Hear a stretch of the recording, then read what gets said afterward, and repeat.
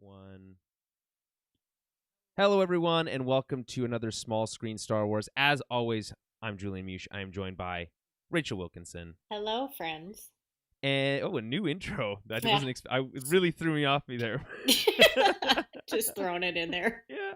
Hello, friends. We can try out new stuff. That's not a problem. We're gonna be covering Ahsoka Season 1, Episode 5, Part 5. The Shadow Warrior. Is it just Shadow Warrior? There's no the, right? There's no I don't think there's a the. There's no the. There might Drop be a the. It's cleaner. I don't know. Yeah. This is the big episode of the season that everyone's been kind of getting people hyped about. You know, the rumors coming out of into the season was that Episode 5, directed by Dave Filoni, was going to be a big deal. And then last week we found out that in select theaters around the world, mostly in the States, but a few other places, London and Brazil and a couple others, would be able to watch this episode in theaters. There's like So a special jealous. event screening. Yeah, I am a little jealous as well because I think it would have looked really good on the big screen. But at the same time, I feel like the previous episode would have been cooler to see on the big screen. In my opinion, I felt it kind of felt more epic to me. Yeah. What? Yeah. I think you're wrong. Okay, well we'll talk about that later. Okay. All right, so a couple quick things before we get into it. Technical problems continue. Kara's sorry, Kara, I keep doing that. Someone shoot me. Rachel's mic is missing. She forgot it at home. So she's using her laptop mic. It actually sounds okay, so we're not, Yeah, it should be fine. it's not as bad as my situation Don't was a couple tell weeks ago. them. They probably wouldn't even have noticed. No, I think it's important. You got to be honest with your listeners, you know. Yeah. Okay. And then I also apologize because last week we recorded, everything was fine, right? We did it live, and then my computer died that evening. Like as I went to bed and turned things off, like shutting things down, it made this like loud, like I've never heard a computer make that sound before. And yeah, it was like this digital scream basically that it was giving off. Okay. And yeah, so it died. So I had to take my computer into the shop. I only got it back yesterday, which meant, thankfully, we record with a cloud platform. So I actually had the recordings available, and I was still able to to get it up on time. But it also meant that there was no intro, outro music again, and I had limited ability to do edits.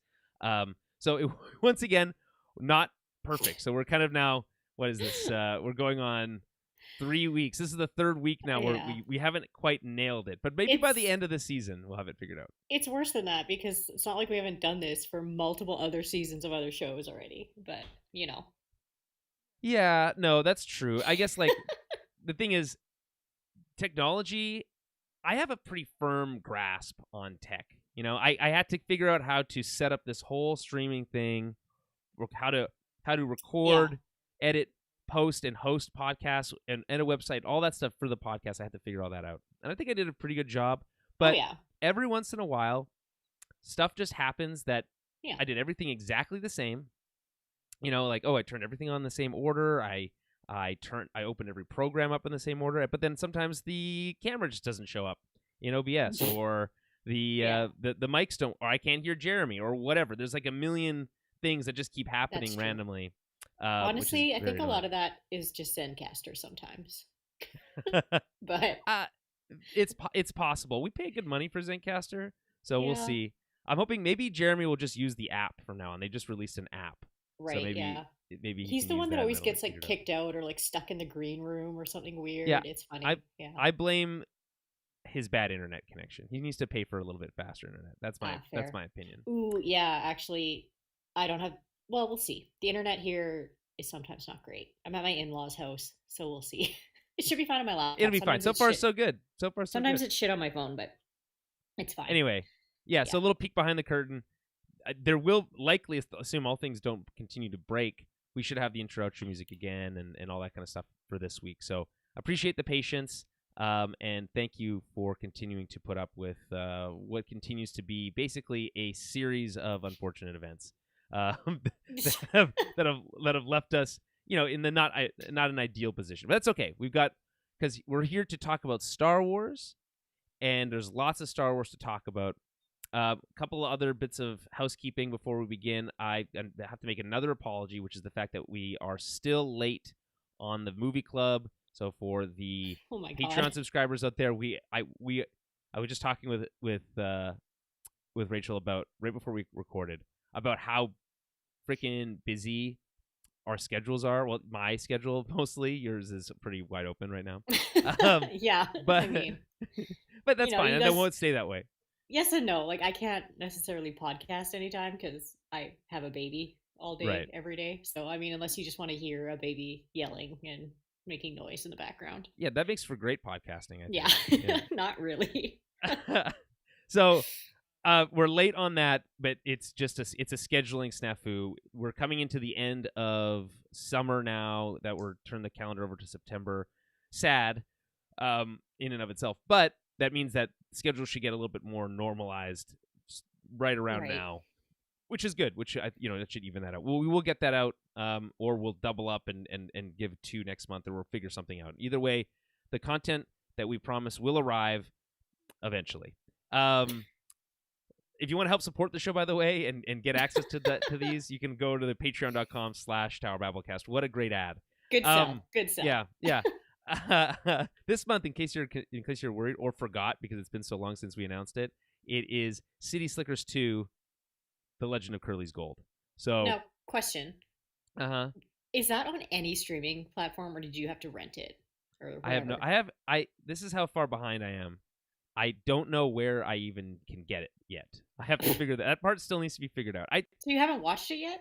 No. Oh, The like here's the thing.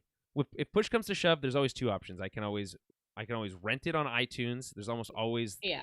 it's almost always somewhere around there. And Prime usually has it. Or Prime or something. Yeah, like or for maybe if I'm lucky it's on some streaming service. I have a free trial of Paramount Plus right now so I can watch Star Trek Lower Decks season 4. So maybe it's on there. I'm not gonna hold my breath. I'll figure it out. By the way, if you are a patron and you want to join us as we record our episodes live, because we do record these episodes live and they go to YouTube and Twitch. If you want to join us for those, you can actually join the backstage, basically, by going into the Discord and heading to the recording studio channel, and you'll be able to listen to us record live in there. And there's some pre and post show activities in there, or conversations that you could enjoy if you're in the Discord. Otherwise, again, YouTube and Twitch, if you subscribe to those, you'll get notifications when we go live. We do record these small screen Star Wars podcasts for the Ahsoka series, because it previously was Thursday nights, but now it's Wednesday nights because, thank God, they finally figured out that they should release their episodes on a normal hour. So that's Tuesdays that they come out and we can record on Wednesdays. So it's great. It's great. The only downside, of course, is that I can't immediately end the episode and then go watch the Screen Crush Easter eggs video. So I have to wait till the next day to watch that. But it's not the end of the world. Okay, that's enough preamble. Let's get into this. There's lots to cover. This is the big episode. So, again, Part 5, Shadow Warrior.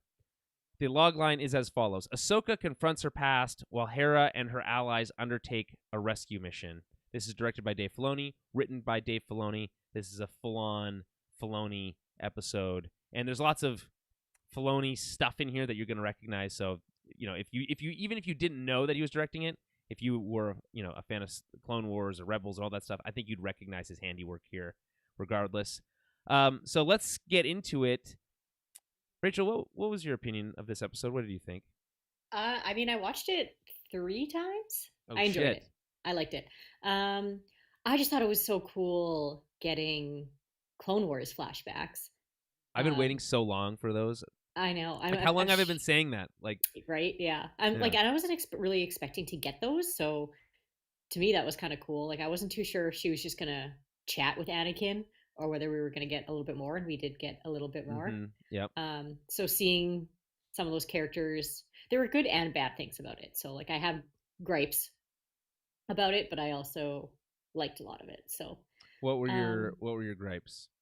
I feel bad. It makes me feel bad saying it, but I don't know. I didn't look up the actress's name who plays young Yeah. Ahsoka. I Uh-huh. just feel like they should have dubbed her over with Ashley Eckstein.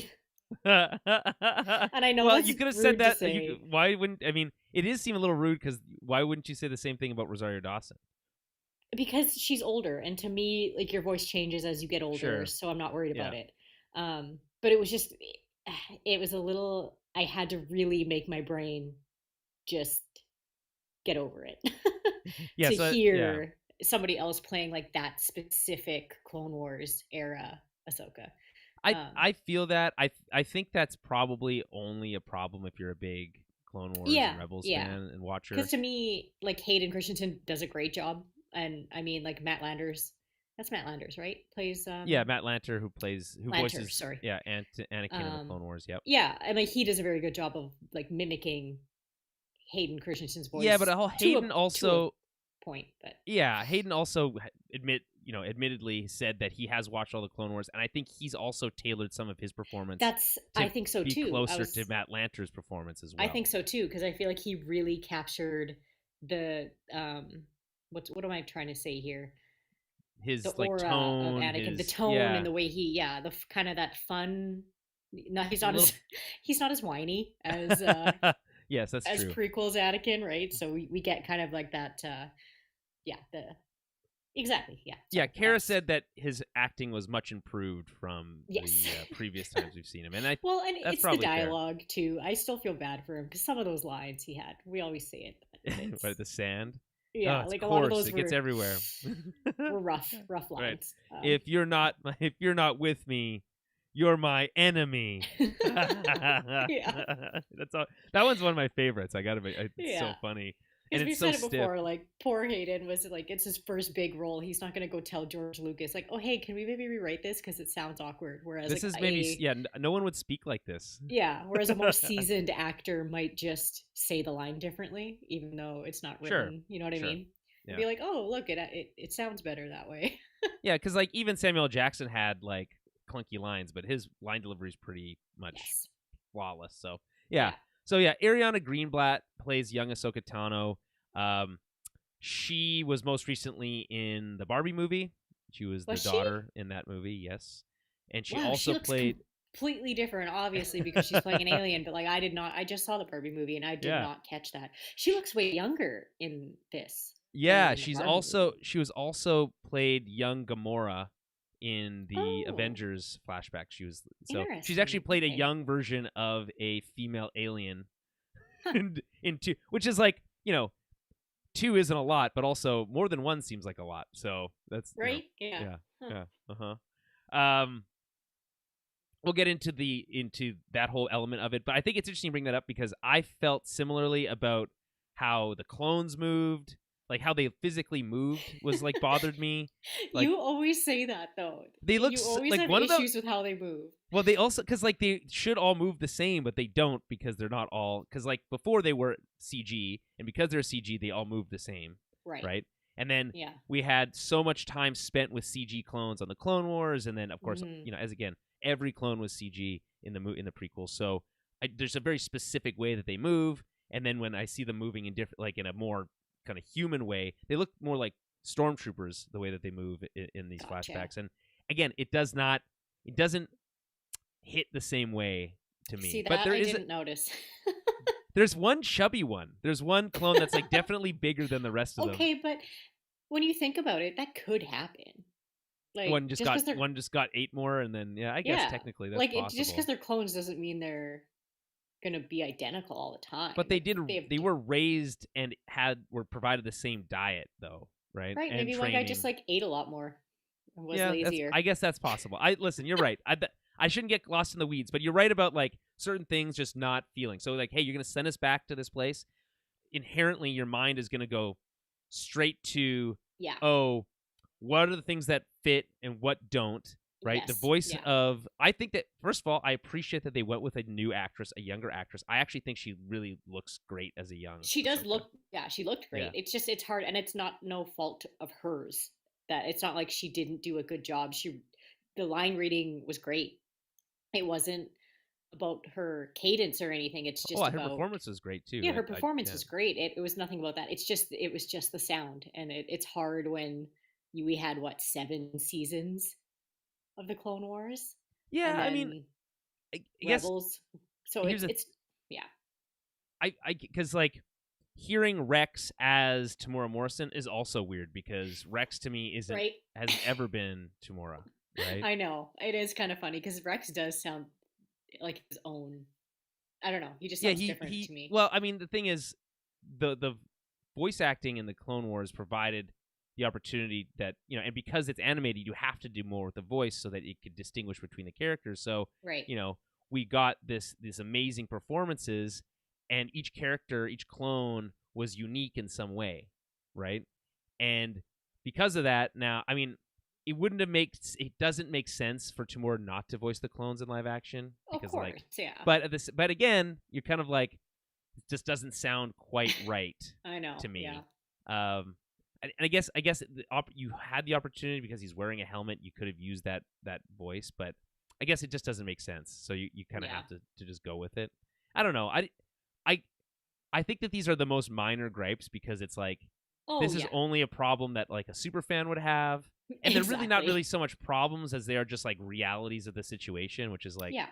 we That's can't get. why I just kind of had to get over it, and I just knew I had to get over it. So It would have been interesting. Like, why not have Ashley Eckstein just play live action young Ahsoka? She's like small and like small enough. I don't know. right. She's not Yeah. young enough, I guess, technically to play the character, and maybe that's the issue. Yeah. It might have just made it worse, but not Yeah, I worse. don't But know. you know It what I would have mean. been an interesting opportunity to give her that. Like, hey, if we're gonna Like, flashback, let's put like, or have had here. The other opportunity was you could have had uh Ariana Greenblatt play, you know, Gen 1 or like early Clone Wars era yeah. Yeah. Ahsoka, and then have Ashley Eckstein play, late Clone Wars, the Right. Mandalore stuff, Yeah. I which thought that was the age weird would have too fit better, because they you know. didn't age her. They just kind of kept her the same, and I Well, they was like, changed that's her outfit and changed her yeah. Leku were longer and stuff. Were So they? They didn't yeah, look longer. They didn't look were long they? I enough. thought I could have sworn they were. I think they are. I'm pretty sure they're a little Maybe. bit longer. Maybe. Um, But anyways, yeah, I mean, this is like literally the most minor of yeah. gripes. What's your again? Continue your overall thoughts. What else Um, stood out to you? I'm a little confused. I will say that about Mm-hmm. the world between worlds and like what the fuck is going on with that because we didn't really get a. They didn't show us like where. I guess is she just in her mind? I guess, or did she actually go somewhere? I don't know. That part is a little confusing for me. I don't know if it makes more sense to you or if somebody else has kind of figured it out a little bit more on how she got to that place in to begin with. But I I think it's intentionally ambiguous. I don't think you're okay, supposed yeah, to just it's not explained, and also, you know, some of these things are better left unexplained. that's fair. That's You know, fair because to me it was interesting that okay, so she's in this world between worlds, so that's fine. But it was interesting to me that like Jason and Hera could hear the lightsabers going on. So it's not that she's just in her own mind and it's not that she's not somewhere. I don't know. It was interesting. I'm like, okay. But, so it's like it's next a real space that's nearby. Is that what it feels like? That's what it's kind it of feels like implying. it is kind of a weird like a real space but also not really. But you know what I mean? It's like I guess it is the world of between worlds, right? So it's almost like a Yeah, they're like parallel right there, but also universe. not. Yeah. Not Yeah, universe, but you know what I mean? It's like the same timeline but through the it's veil. confusing. That's the thing. We don't. I don't. Yeah, there's no really easy way to explain Yeah. it. Um, I can explain well, it as like, oh, Spooky Night Sisters. Like they seem like they would have access to a place like that because sure, yeah, because they're witches. yeah. Yeah, yeah. Anything else? Well, no, no, no. We can just like do like the play by play. I think. Okay, well, let me. Well, can I Well, give my impressions first? yes, yes, you can. Okay, I appreciate that. Thank you. Um, uh, watch out. I'm gonna play a sound because Oh I think no, it's the perfect opportunity to play a gong droid sound. It's not so bad when you don't have your headphones on, probably. I do have my Um. headphones on. Oh. Okay. Well, never mind. Never mind. Yeah. Uh. I don't know why I felt like I needed to play that there. Um. So, what did I think? I think this episode is very exciting. I think I really was wonderfully surprised. Felt like fine. Like again, I've been really. It's like let's see live action Clone Wars flashbacks. I saw people calling for a live action Clone Wars series, which seems redundant because we already have the Yeah. animated series. But Yeah. I mean, it would be pretty cool if we're being honest, right? Um, It does make me wish that again that Star Wars would use some like real world locations a little bit more. It feels like we're trapped within the volume again in this episode.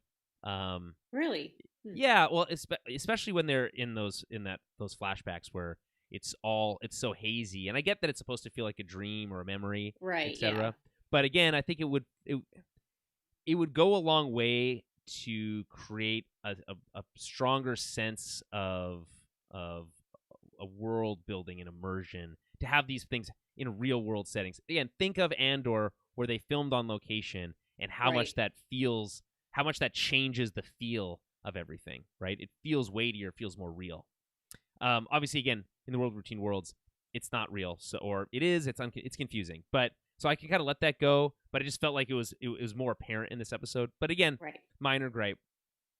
I loved exploring these kind of deeper concepts with Ahsoka, why she has been so withdrawn, exploring these kind of this emotional baggage that she's been carrying around with her for so long, and then we get this Anakin stuff, and it's I think really strong. I by the way think that the de-aging technology is flawless in my opinion. Really I didn't notice once. Didn't feel once like it was like a emotionless or fake looking or anything like that. I thought it looked great. But it's like it's held back just enough to not be like, here's Anakin to explain everything. It's kind of like he's still mysterious, and I think that's great. Obviously, seeing Rex in live action is awesome. So cool, right? Yeah. And that is not any problem at all. I freaking love that. That was such a lovely little tidbit. I was like, oh, it's just so good. I don't know. It almost made me tear up. I was like, it's Rex in live action. And they don't. It's so yeah, cool. I know, and it's great. Again, I think the restraint here is good. They don't call it out, right? No, it's just like it's not like Anakin's not like, hey, Commander Rex, what do you think of this situation or whatever. But like, so it's kind of just more natural. It fits in there, and that's good.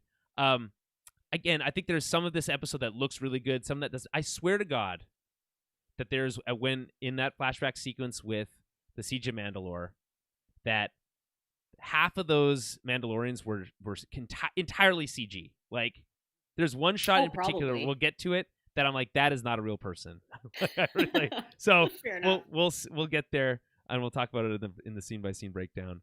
But overall, I think the first half is very strong. This back half of the episode, less so. A lot of Spielberg face going on in the back half of the episode, which I don't know what that means. That's when people like think of like Jurassic Park when they see the dinosaurs for the first time, and they're like, "Whoa!" and they're like looking up, and their eyes are big, and they're like in awe.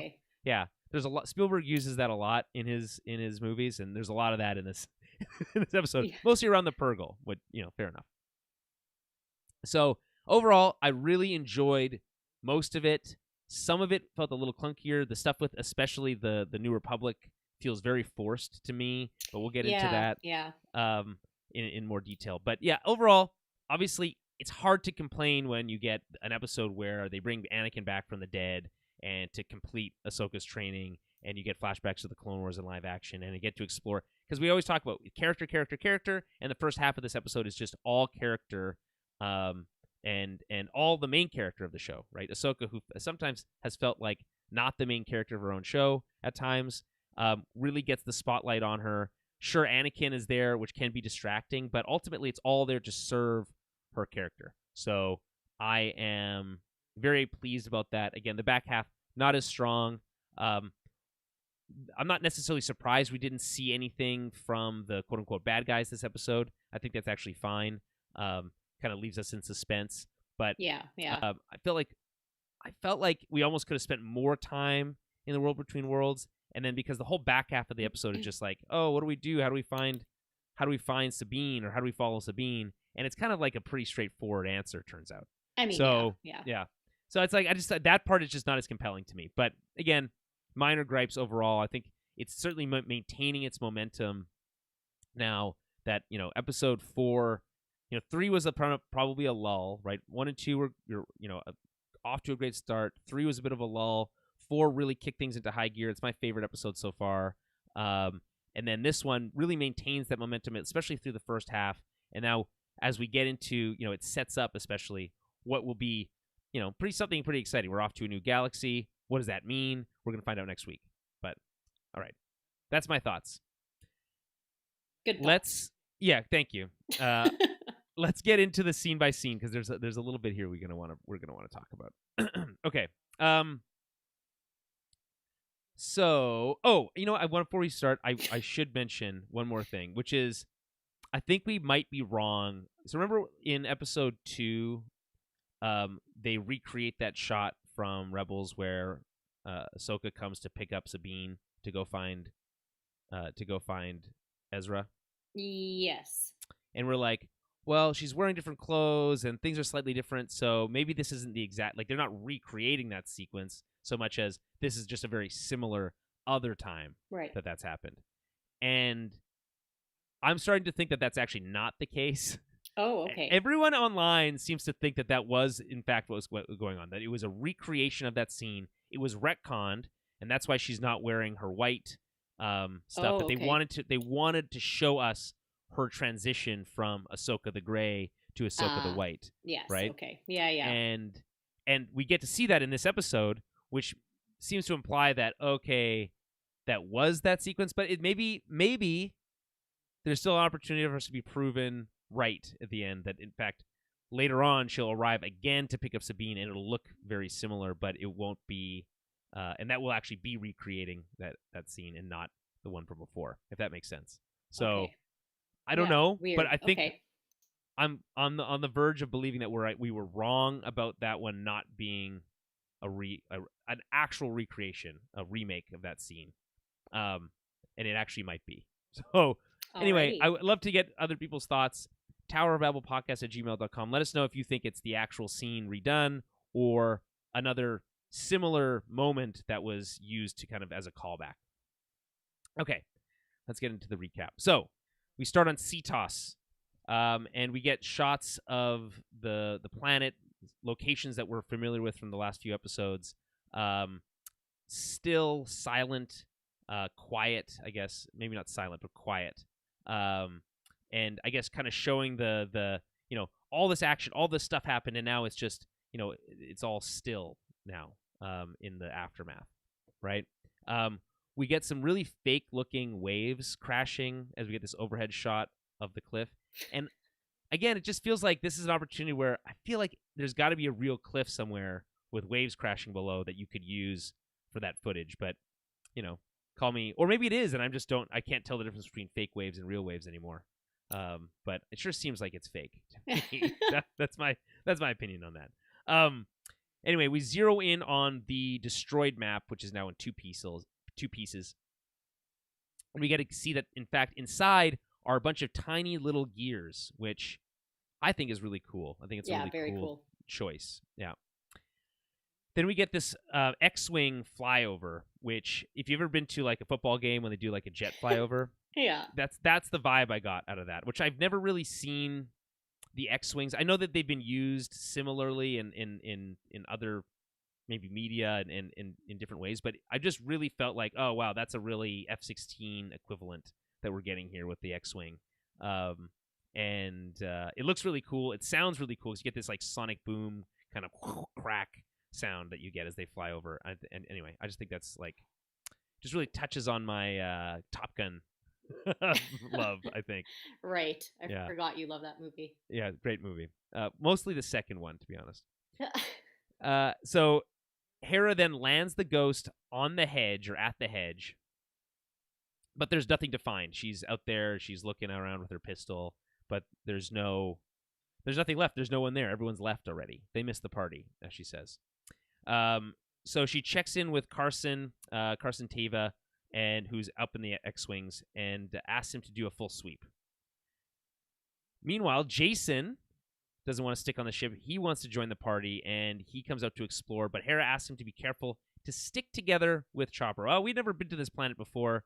We don't know what's going on, so be careful. Stick with Chopper. Again, feeling like a little bit more risky with her children's life than you would expect, right?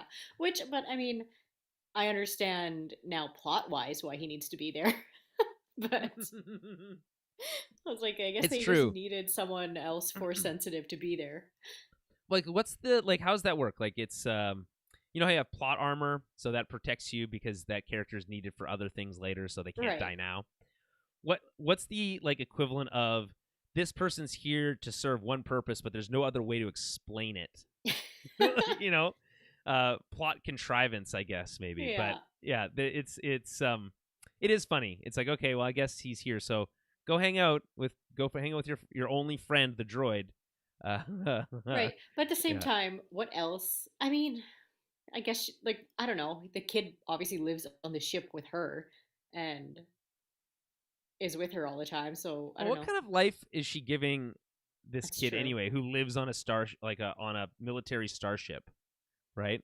Right. Like, Yeah. I you don't really know, know how like the babysitting works in Star Wars, but doesn't he have to go might to be kind of hard. school? He probably goes to school on the ship. Yeah, that's fair. Maybe. I Yeah. don't know. It doesn't seem like you would have a children's You school know on a what, military ship to me. Julian? She is a single mother, so Right, what's you need to. exactly. In the Star Wars universe, what are you going to do, right? Come Yeah, on. exactly. She has to bring him with her. What else is she gonna do? Right. Childcare is expensive. It's and you got to give it to the New Republic for being so open about being able to bring your kid Exactly. to work, you know? I'd take that job in a second. What, a general in the New Republic? Yeah, me too. Yes. So they only make it a few feet before Hera spots something, signaling to Jason to take cover, and he like hides behind Chopper, which is pretty cute. Yeah. Um, turns out it's just Hu Yang though, and Hu Yang is holding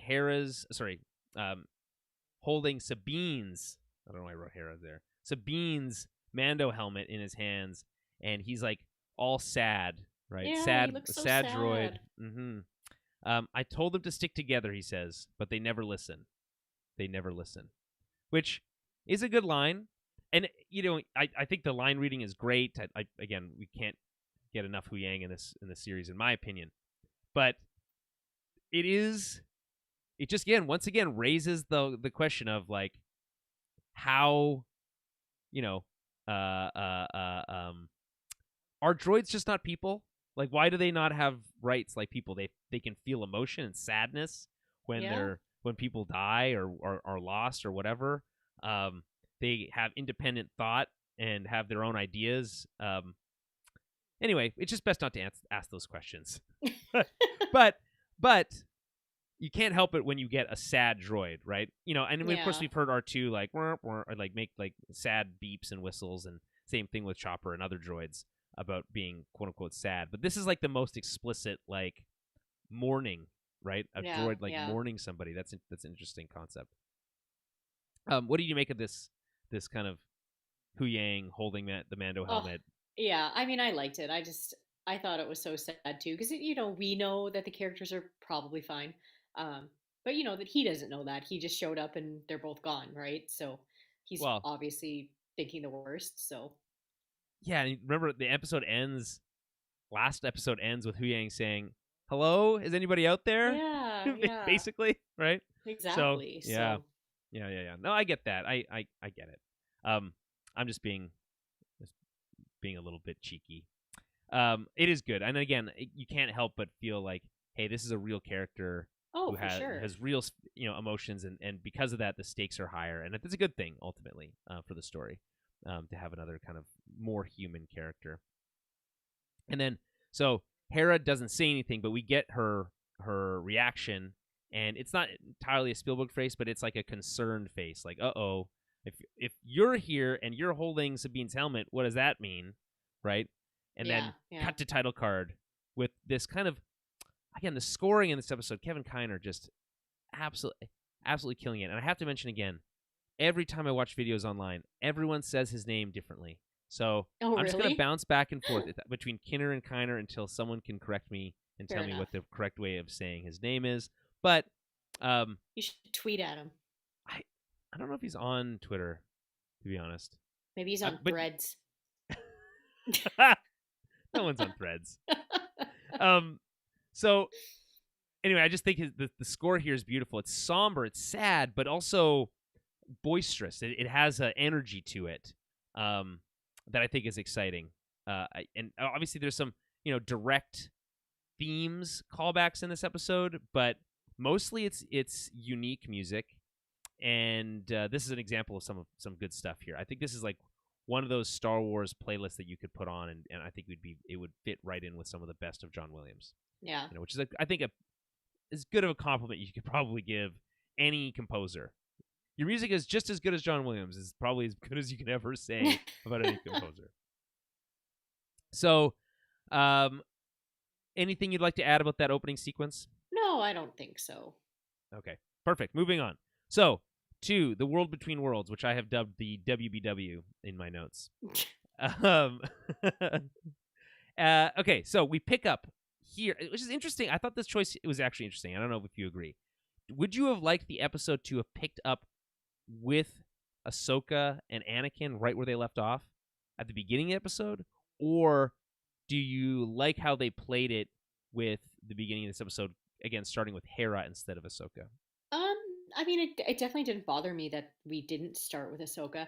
I feel like if you, unfortunately, I feel like if you started with Ahsoka, it'd be really hard to just jump back to the Hera part and to like give a shit about it. To be honest, I found it hard to give a shit about it anyway. Yeah, fair. Because I knew we were gonna go to that stuff. Yeah. And then when they first, like when Anakin lights up that lightsaber and they start having their first duel there, in the World Between Worlds, I'm like, do not cut away. And then they cut away, and I'm like, no.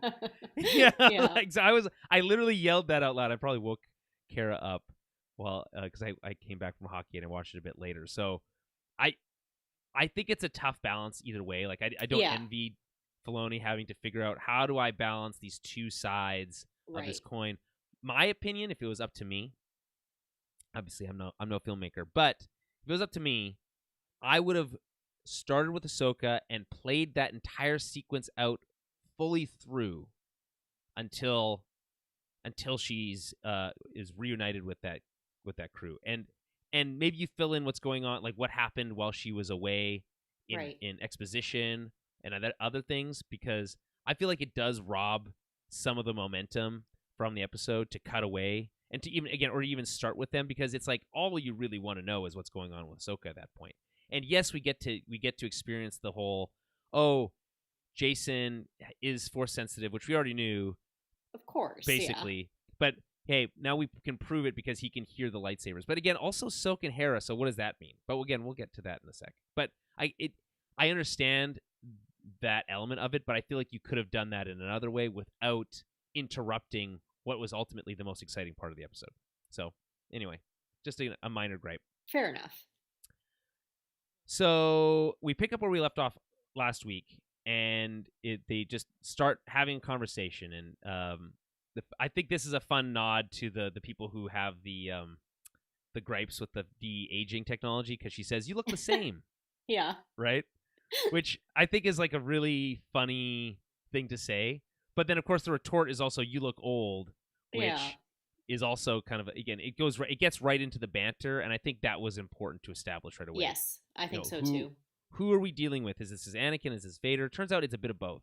But we start with kind of a jump into old school Clone Wars style banter, and I think it works. So, and her response is, "Well, that happens. It happens if you live long enough to get old," which of course Anakin technically does, but we don't really talk about old man Anakin anymore. So yeah, he's forever always 25 or whatever. Pretty much, for now on. That's kind of how I think of Anakin. I always kind of think of him as that age, and then when Vader does come around for like the last split second of his life, like I guess it's still Anakin, but not really. I don't know. Well, in the original cut, right, you have Jeremy Bulloch playing this like chubby dude who plays Anakin, and you're like, I don't know who that person is. You have no attachment to that character, right? Yeah. And so I understand why they did that with the digital remat, like the recut, right?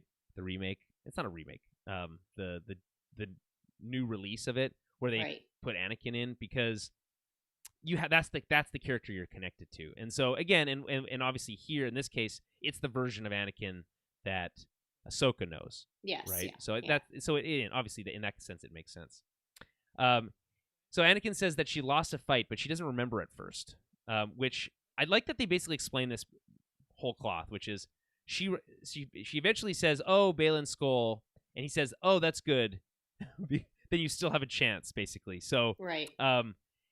It seems to imply that if she didn't remember her death, that there's no way out.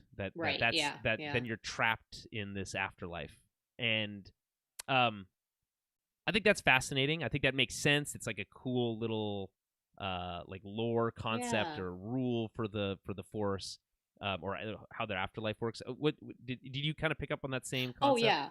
And to me, it was kind of, it's a little bit more final. Like when you're in this place, it's kind of more, I guess how you would describe it as like limbo, right? Yeah. Um, and if you're in limbo, that means you're still attached to the mortal world, right? So you Hmm. should still have those memories. But if you don't have those memories, it means you're not attached anymore. So therefore, you're dead, kind of thing. Yeah, I guess. I mean, it's like I like to think of the world between worlds as kind of like an astral plane, right? Yeah, I mean, yeah, yeah, in the sense that it's like it's another, it is some type of physical space, yeah, yeah, but definitely.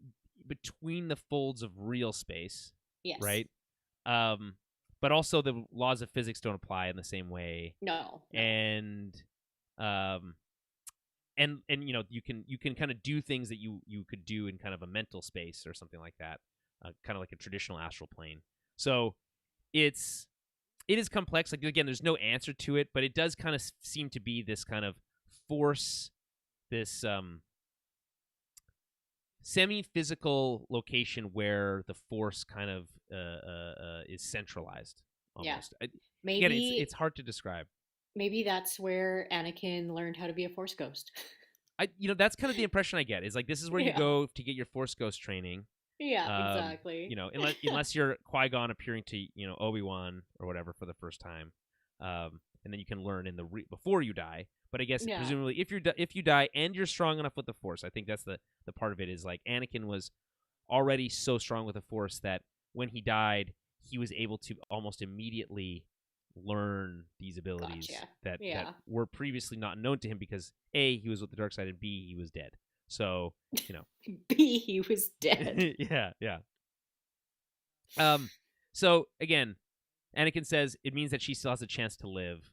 Um, I find it so interesting. So she's pulled into this world between worlds somehow. How do you think that happens? Is there a portal similar to there was on Lothal, or See, did that's she die and is in this space in a kind of not a physical form, but instead of in a mental form? that's what I was that's what's confusing to me, because it's, if she's not in there in a physical form, then how can Jason and Hera hear what's going on in the world Right, between and worlds? also how long could So, she hold her breath or whatever well, underwater that before she would too, actually die? but Yeah. it's like if she's, I don't know. Again, I don't know how, if there's a portal, like she just luckily fell into a portal in between the world between worlds. Like that sounds fucking dumb. It sounds. I mean, it's just too So convenient, right? yeah, So so like I don't like that either. I kind of like that it's, I don't know, like, you know what we say, that it's like a thin, the veil. Like if everyone always talks sure, about the veil between, you know, the life and afterlife. Yeah. yeah, like our, even like within our own existence here, more like spooky witch stuff. Yeah. But you know, No, I people always get talk that. about the veil, and when there's openings in the veil, and you know, you can, spirits can come through and that kind of Right. You stuff, can right? So pass through, and so I guess yeah, maybe in this moment of near death, that yeah, she was able to, through the Force, kind of like how, and I hate to reference this movie, but kind of how, like in Episode 9, when Ben yeah, and Ray pass the lightsaber to each other, right, right, right? right, yeah, yeah, they're exactly, they're doing that through some sort of, like, that's a physical item that they pass to each other, to their physical bodies, but it's passing through some sort of yeah, portal. So like again, the space between spaces. So hmm, the she, in this moment where her consciousness is most in tune with the Force, in this near death moment, her I'm her whole body is pulled into yeah. this Force commune area, right? And then Hmm. is able to, where Anakin is then able to commune with her. And again, I guess the question Right. is this actually Anakin, or is this just a projection in her mind? Yeah, I mean, I don't think her mind would necessarily. I mean, maybe. I was just maybe curious too with Ahsoka, like specifically because she's been pulled out of the world between worlds before, that maybe she just has like a different connection to it. So she's kind of in death again, is able to almost be transported back there because she Yeah. was pulled out of there in death once. So I don't know. Yeah, I mean that's possible too. There's just really so many possibilities. I don't think this needs to be explained No. necessarily, but it's interesting to explore the possibilities. Hmm. Long story short, she ends up in the world between worlds, and she's facing off against either a Force Ghost style um, physical embodiment of Anakin, who's able Right. to, but again, just similar to how Force Ghosts are able to physically um, be in the world, like how Yeah. how Obi-Wan sits down on a log, or how Yoda smacks Luke in the head, Yeah. with his stick. Yeah. I had, by the way, small tangent. Last night after my hockey game, went for wings with the boys, and uh, got into this whole tangent about Star Wars, and we started talking about Star Wars, and Right. and then someone told me that they thought that Episode 8 sucked, and I just like it just completely derailed my evening because I had to spend the next 20 minutes defending that movie Oh, you and had talking to. about I had to, and about all the things that are great about it. One thing I'm regretting, because I feel like I should have brought this up, right, was how amazing that Yoda scene is with him as a Force ghost Right. talking Right. with the older Luke, because it's probably the best scene in that movie. Maybe it's up there for sure. It's just so perfect. You know, failure, yes, failure, the greatest teacher is, right? Yeah. Like that whole that and again, here's another example of how failure, Ahsoka's failure to best her emotions, her preconceived notions about what is right and wrong, um, her unwillingness to commit to Sabine's training, and then ultimately Hmm. costing her almost her life against Baylan Skoll, gives her the ability to learn, right? That failure here was able to teach her something, right? Yes. So Yeah. I just think again that movie is great and brilliant, and I was able to pull it back to this episode. But shout out to Episode 8, great movie. Oh my god. Well, I also kind of like I'm not going to go on a tangent about those movies. Sure. Um cuz remember last week when you were asking me about what we thought Balin meant about how her past was, how did A he say it? legacy of A legacy fail of or death and death and destruction. destruction. Yeah. And my dodo brain couldn't figure it out.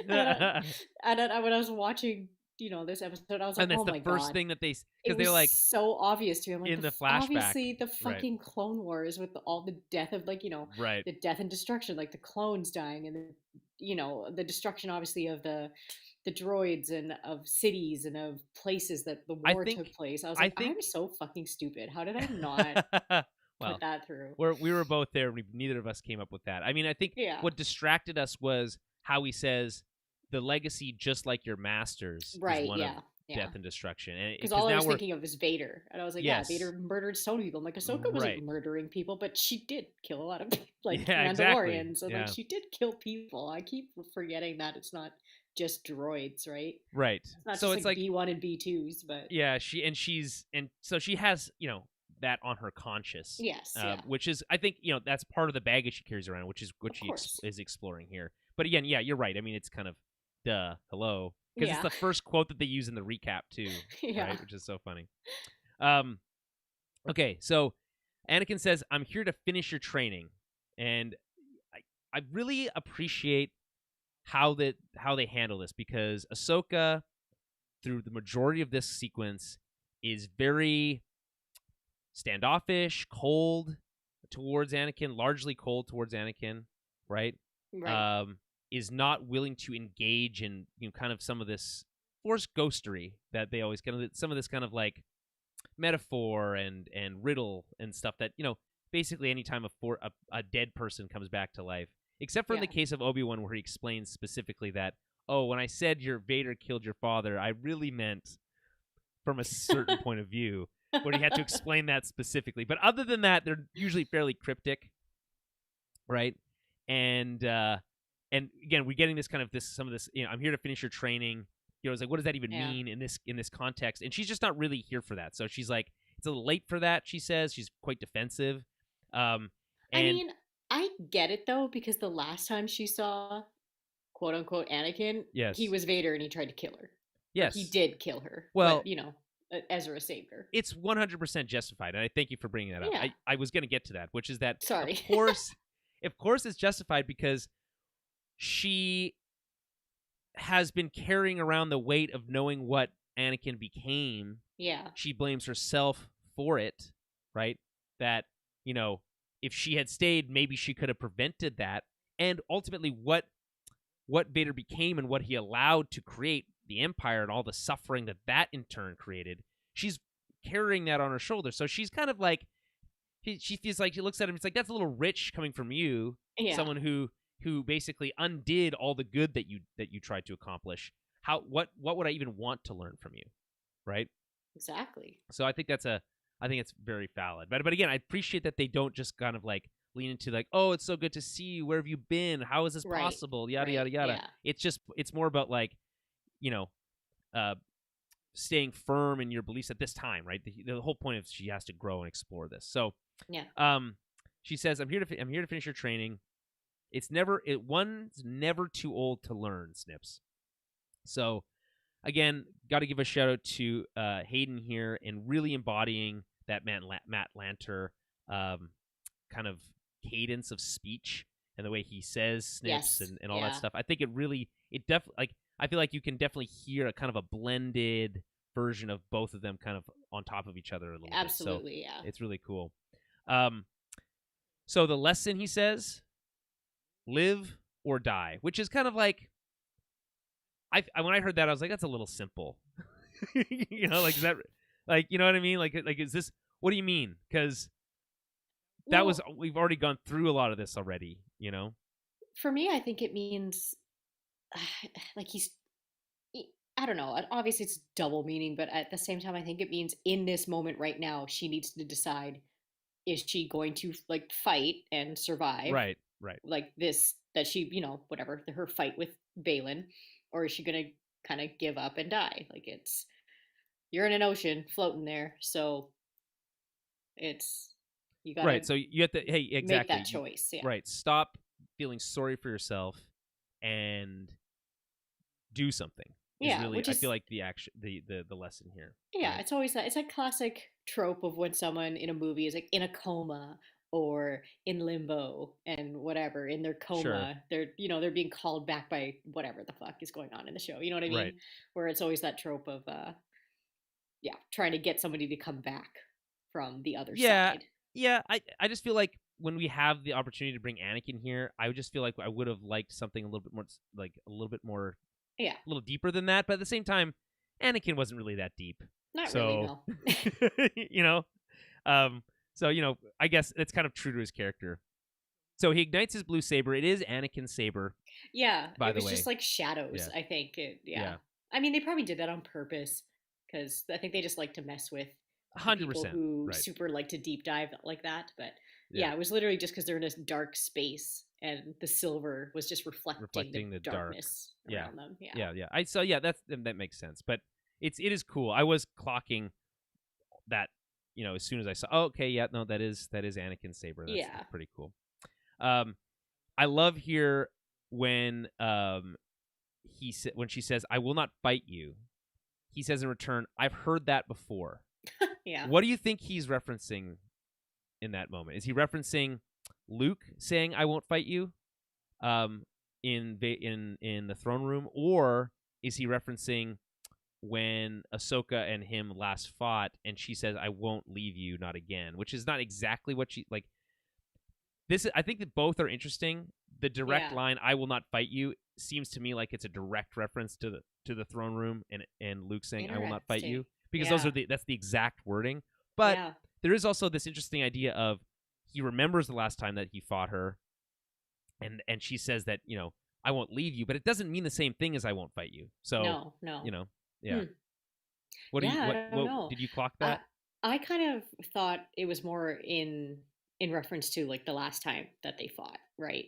Um, I wasn't even thinking about the whole like the Luke thing, which is really cool. If he this, I guess, because yeah, the Force Ghost of Anakin would have all those memories, and I kind of forget that he would have all of his Vader Yeah, and memories. here's the thing, and this is why I think this is actually Anakin's spirit, because he doesn't remember the battle of the Siege of Mandalore, although you would think he would recognize the helmets painted with Ahsoka's face and stuff like that at that battle, being because he did leave True. her specifically right before. I mean, maybe he was distracted because some pretty crazy shit happens right after that, Well, yeah, but yeah. but but you know what I mean.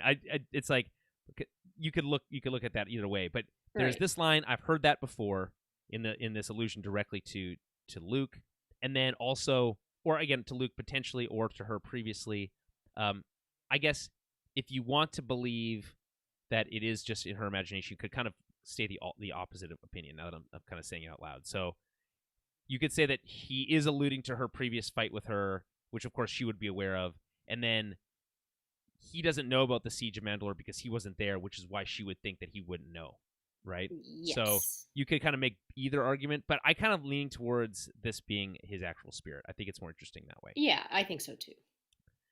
So he ignites his blue saber and lunges at her. She defends herself, and then we cut away, and I was like, absolutely not. Because I was like, what the hell are you doing to me? That is so cruel. Because to be honest, this whole sequence, the dialogue of it is brilliant. Anything you want to add about this first kind of conversation No, we get to have with Anakin? I don't think so. I thought Hayden did such a good job. Like I just the tone of his voice and the character, he just kind of nailed that relationship that he has with Ahsoka. Even though, as an actor, Hayden's never dealt with Ahsoka before. Yeah, but So and I think, and that's a good point to mention because it does feel like they have a relationship, right, yeah, and but yet these actors have never played off each other before, and no, these characters in this, these actors as these characters have never met before. So, yes, yeah, they kind of just fall right into the preconceived idea of what the yeah, relationship was, right?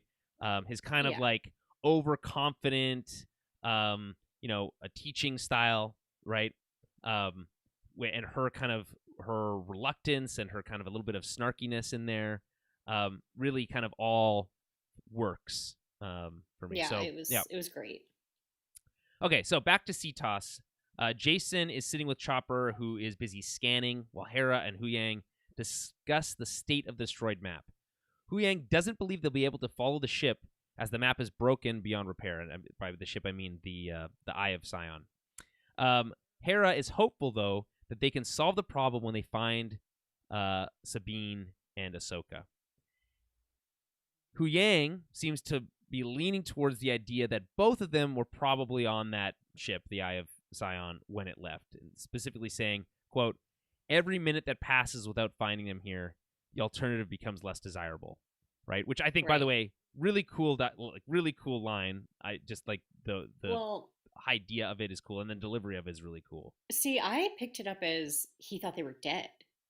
You know what I mean? So Well, like the yeah, but longer then it where are takes their them to find bodies? them, I don't know, in the fucking water, They in the just threw them over ocean, the cliff. off the cliff. Yeah.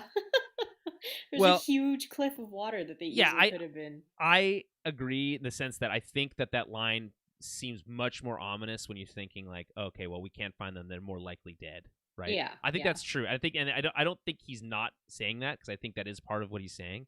But I yeah. think because of the way that conversation goes, he's like, well, he just like, well, what if one answer leads to the other, basically about the ship and where they are, Of course, yeah. and the implication is that they're on that ship, which of course we know the answer. Sabine is there, Ahsoka's not. I was thinking, and this is my how I was expecting this to play out, which was that they weren't going to find either of them, and that they were going to have to deal with what that meant on their own.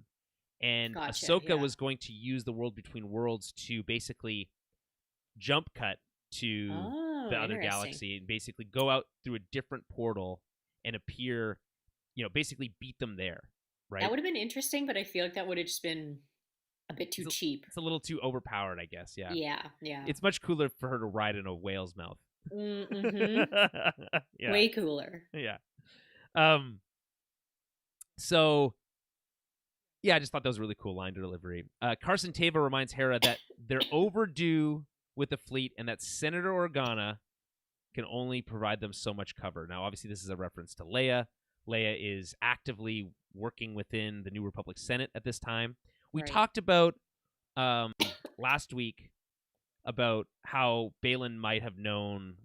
How did he know that Vader was Anakin? Right. And I speculated that it was maybe because that news had become public knowledge um, at the time. But in the Screen Crush recap, they said that that was 25 years um, after Return of the Jedi, and we're not that far out. We're No, not we're not. that far in yet. I think we're only what is it 9 8 to years, 10. 8 or Yeah. yeah, give or Yeah. take, right?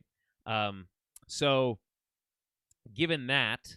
That knowledge is not publicly known, which means that she's still because I think after that happens, she basically gets kicked out of the government, if I recall, or Right. like she's Oh. basically in indicted on the public stage, right, in the court of public opinion, that she knew that her father was Vader, this kind of notoriously super evil person, and that never disclosed that information, and then that's an indictment on her and her character and all this stuff. Oh, It's gotcha.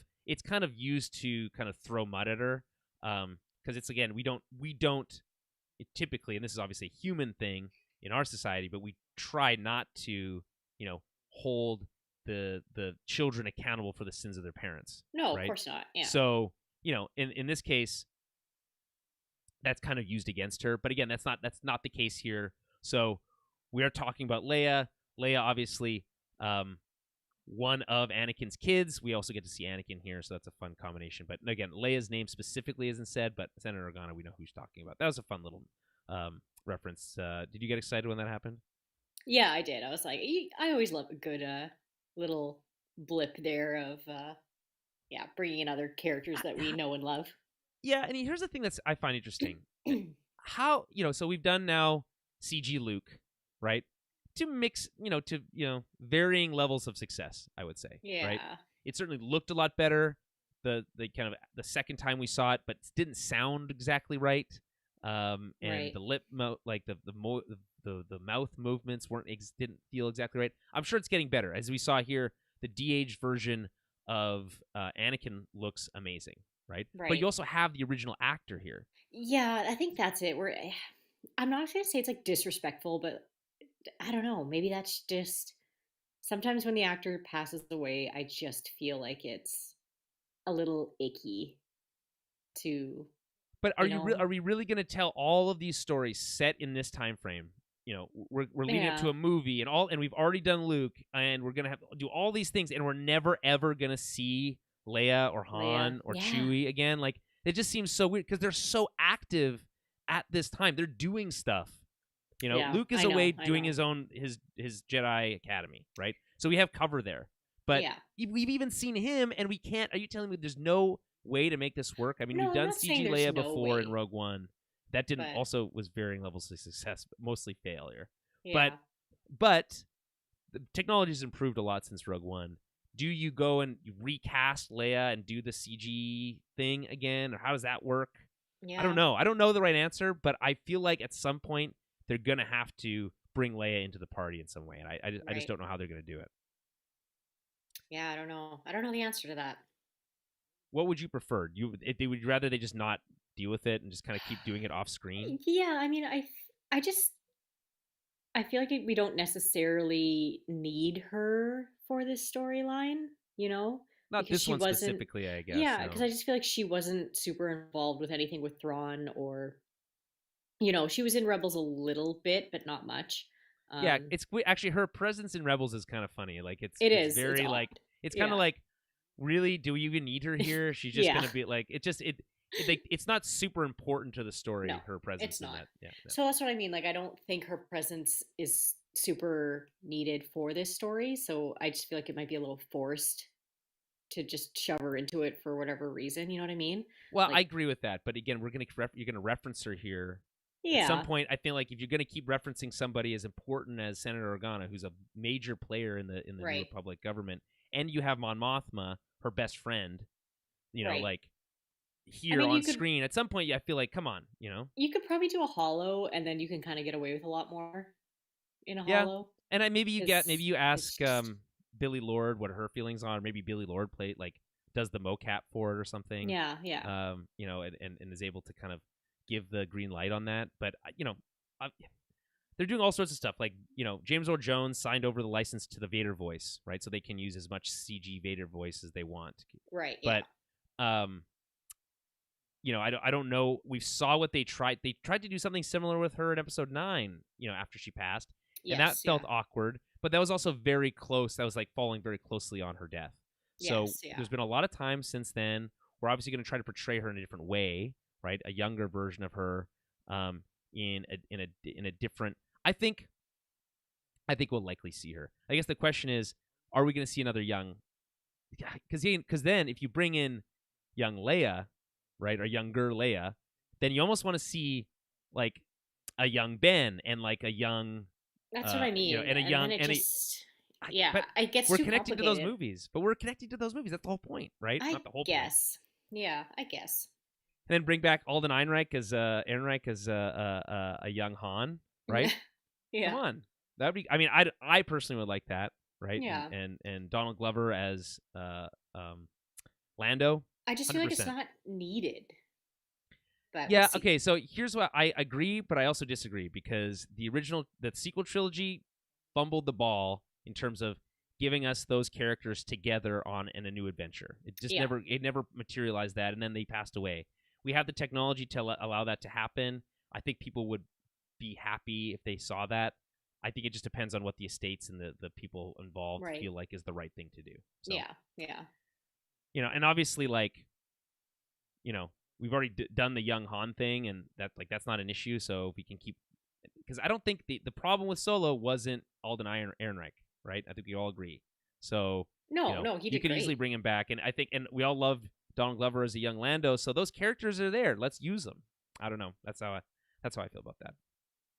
Because like how crazy it would be if like Han popped up into an episode of like one of the Mando season 5 or something, right? Oh, okay. So you're not just talking just Ahsoka. I was like, why do you want to see No, no, Han no, no, no, in no, no, no, no, no, Ahsoka? no, I'm no, like that. I'm not on like they're not Ahsoka. relevant. Okay, No, no, okay. no, I no, get no. what I you're just saying mean now. back into Star Wars in Oh, general. okay. Yes, yes, yes. I see what you mean. And then yes, I am okay with that. I was just like, I'm like, I don't know why you want to see Han and fucking Lando in I this just always want to see story. Han. Yeah. Yeah, like Harris. I get This what is you're called saying. Ahsoka. Get her out of here. Let's get the original trilogy cast back in, and Yeah, we'll just rewrite this whole thing. No, that's not what I'm saying. I'm just saying got that you. if you're gonna Okay. keep alluding to these characters, I think at some point you have to show them. Yeah. Okay. Fair enough. Okay, so where were we? So we had the reference to Leia. Hera isn't too worried about the New Republic. She kind of would like some more eyes on the problem, to be honest. But Carson isn't as optimistic about their kind of chances of how that's going to play out with the New Republic when they get there.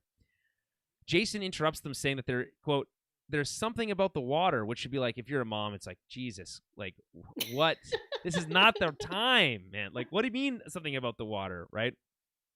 But then, I love how he kind of like, he's like, no, it's important, and then we get this like focus pull from Carson to her turning and reacting. I think it's a really cool like camera move, Right.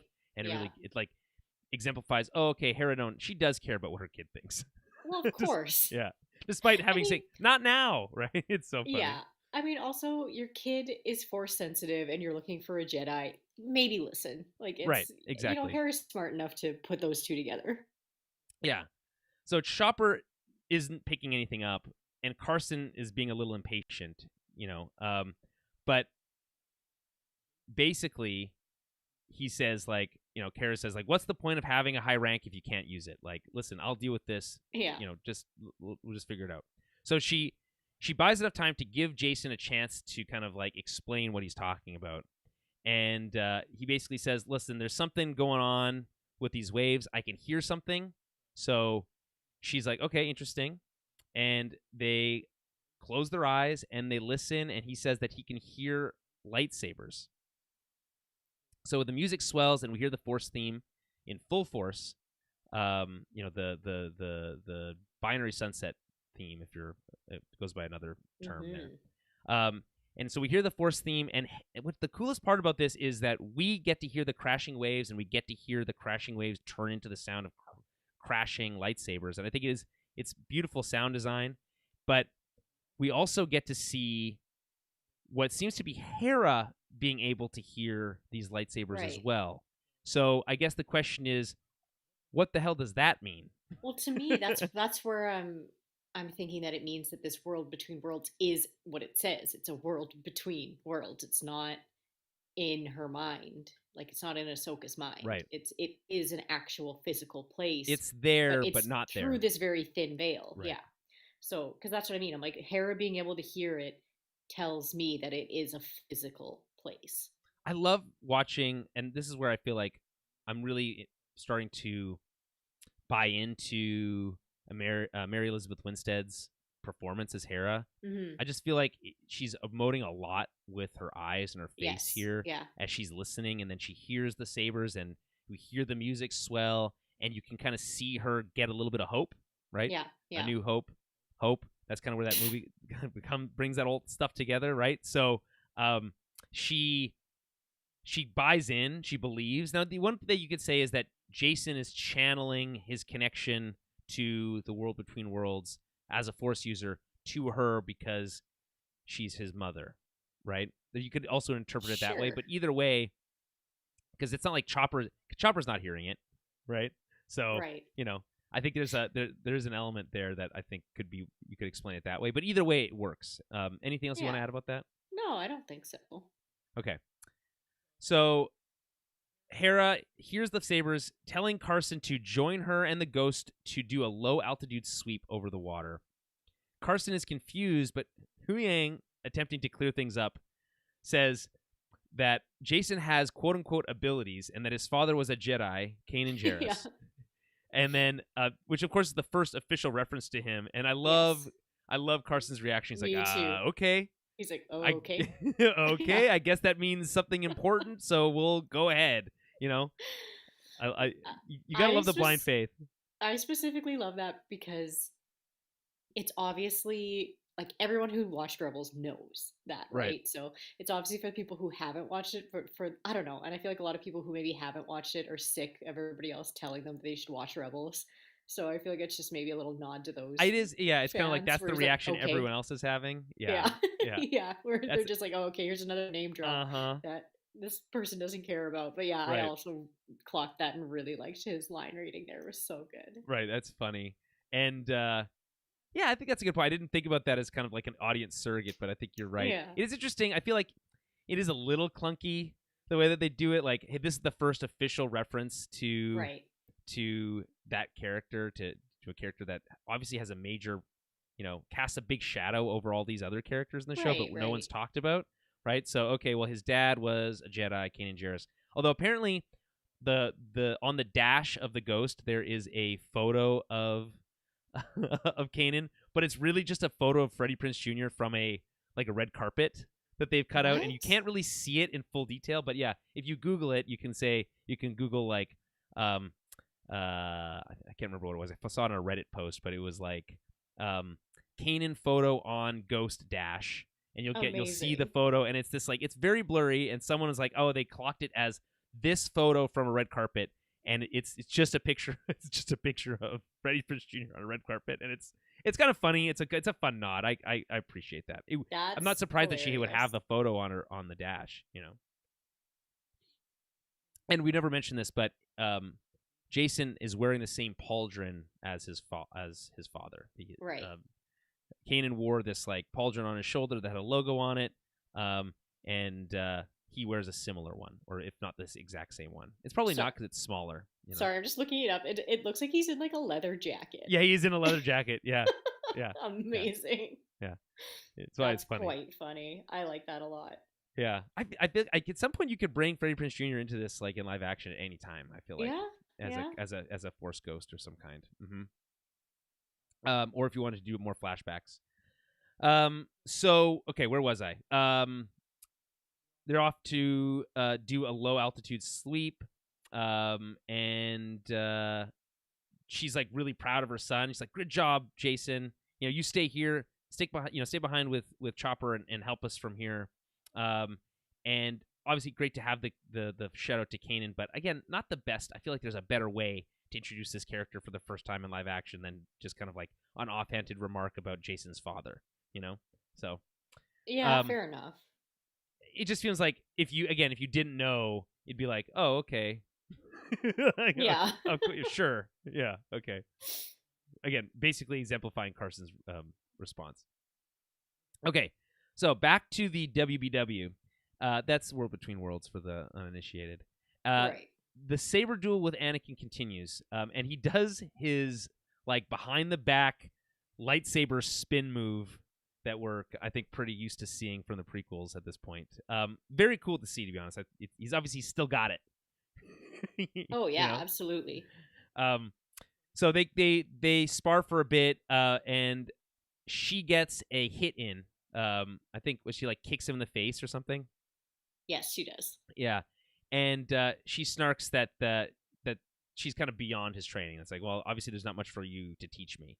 But he says that he still has plenty left. Like he hasn't taught her everything, and then being kind of a little bit of a cheat, I guess I would say. Like he's always been kind of one to kind of like, oh, you think you got it? 100%. Well, I'm just going to change the rules on you. So he cuts the floor out from under her, sending her plummeting into the pinkish orange haze of the World Between Worlds as she falls.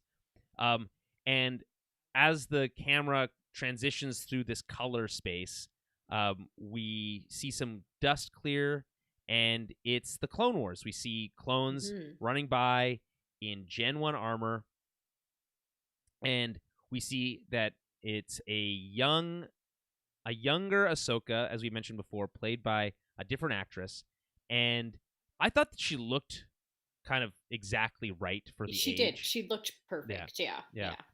And speculation is, it likely is, that this was the Siege of Ryloth, one of the very first big arcs in the Clone Wars.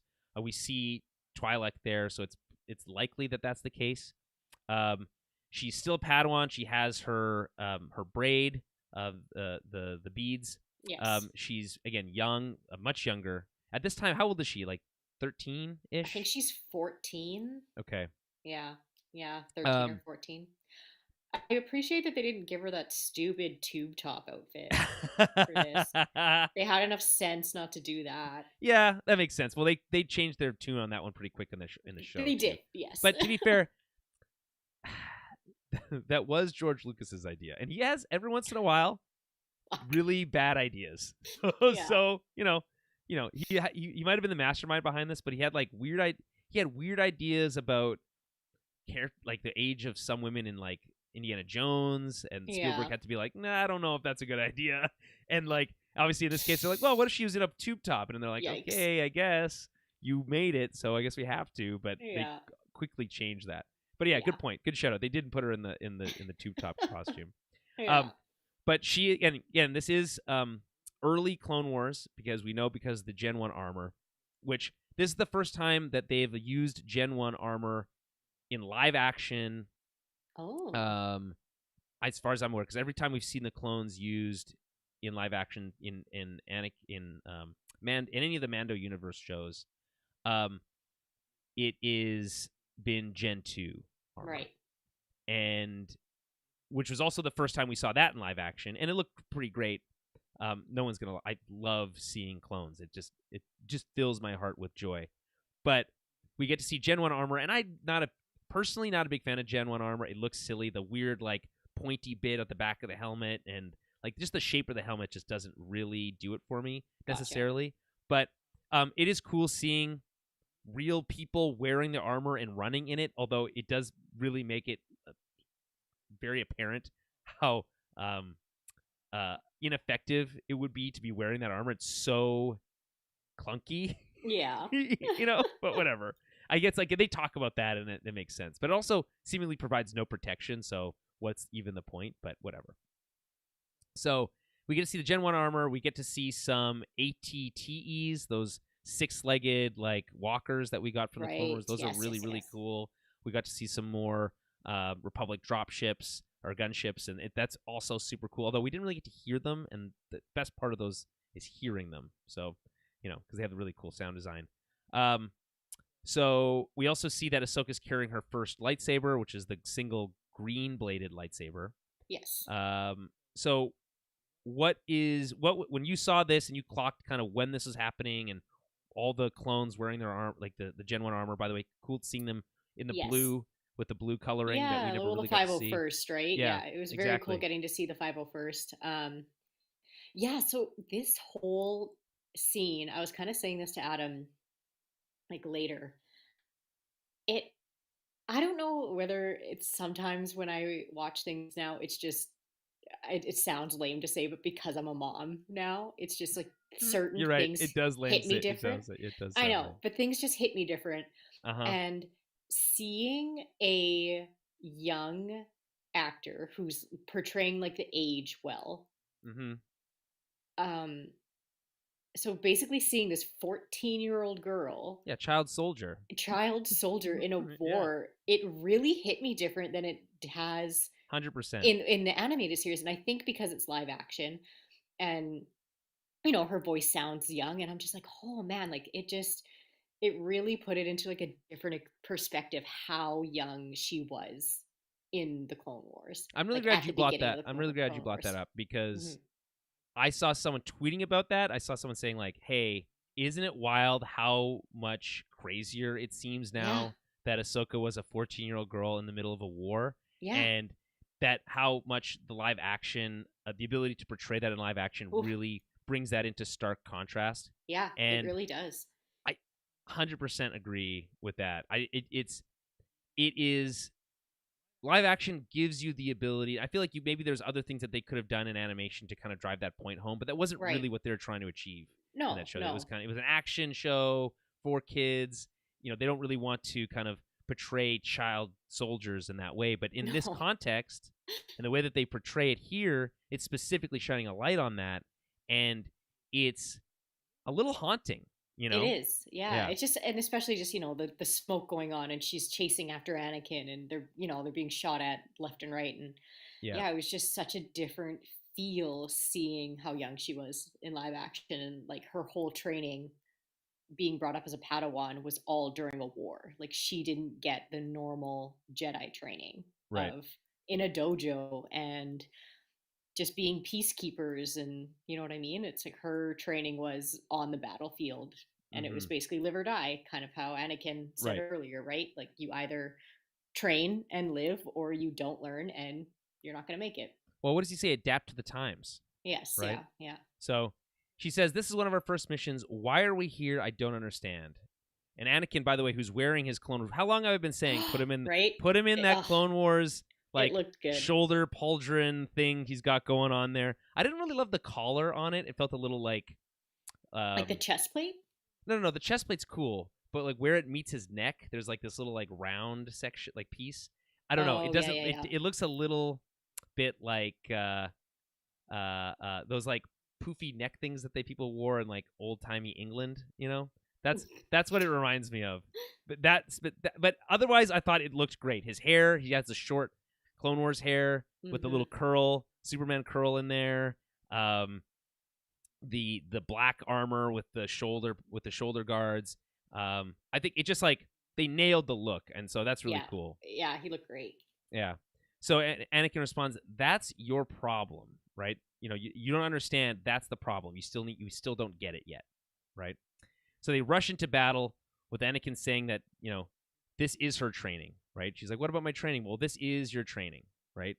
And I think really what they're trying to convey here is that by forcing her to relive these moments in a new context, that providing her that ability to look back on it this way and explore it with Anakin is the training, right? It's not so Yes, much the yes. survive against these blaster bolts, which we know she No. can, but that there's more to it than that. So they rush into battle, and then we cut to some time later.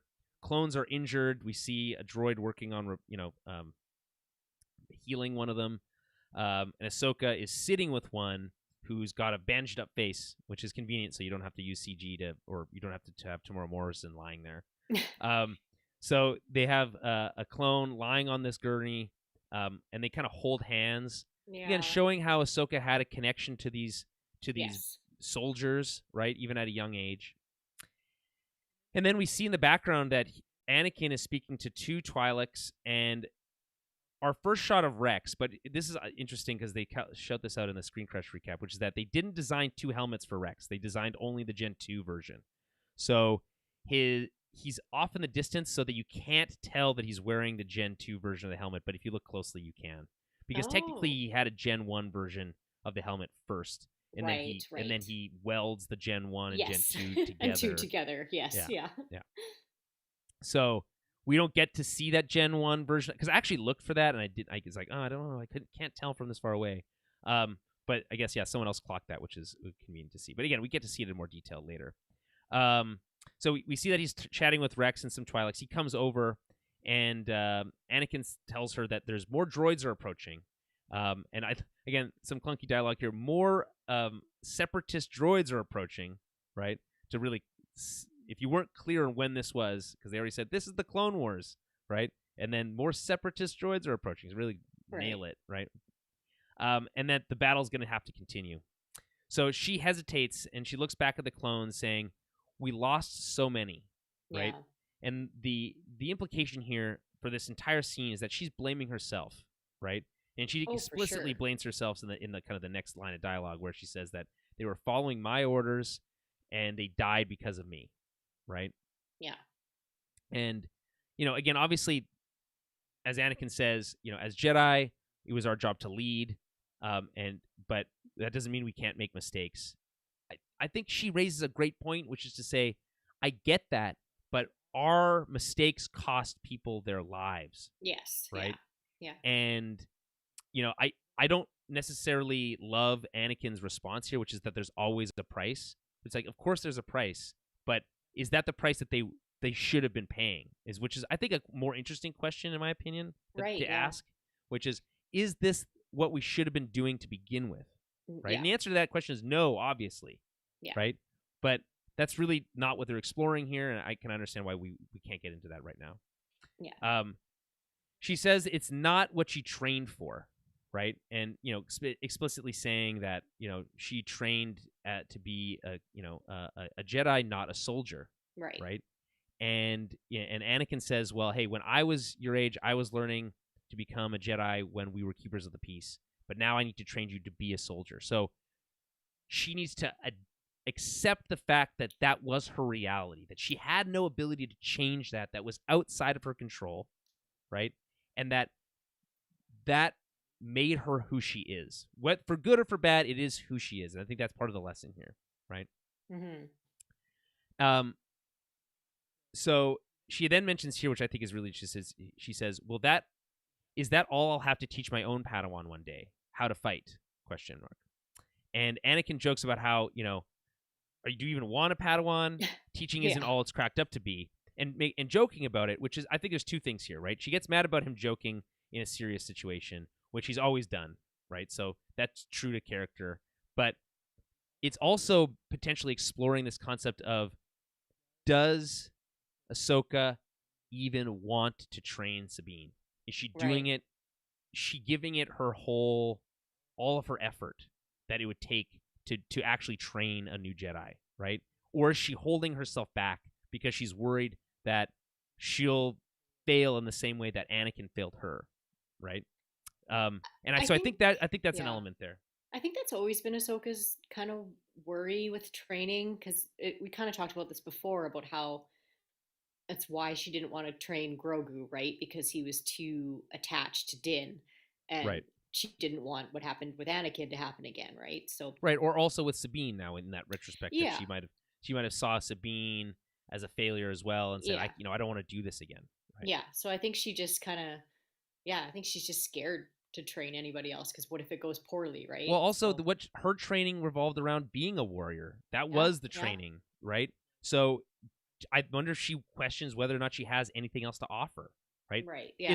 Do all I have to offer a new Padawan is how to be a warrior? Because if that's true, then then there's no point in this, because at some point we have to get back to that concept of being peacekeepers and not warriors, right? Yeah. Not soldiers.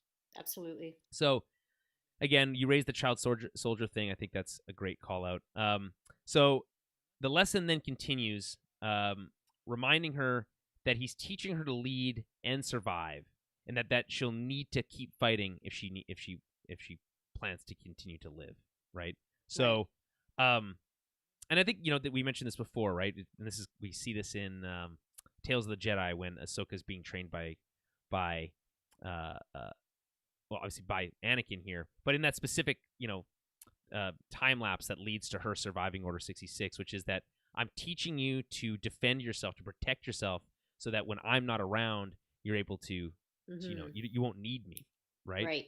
And so that still continues to be part of his mentality as a teacher here, which is that, I need to imbue you with all the skills so you can defend yourself without me, right? And that might mean me teaching you to do things that you feel like aren't justified or aren't a part of what you need to learn as a Jedi. But in his opinion, those things are necessary for her to protect herself, and protecting her is his goal. So the best way for her to protect her is for her to protect herself, which he says explicitly in that Tales of the Jedi episode.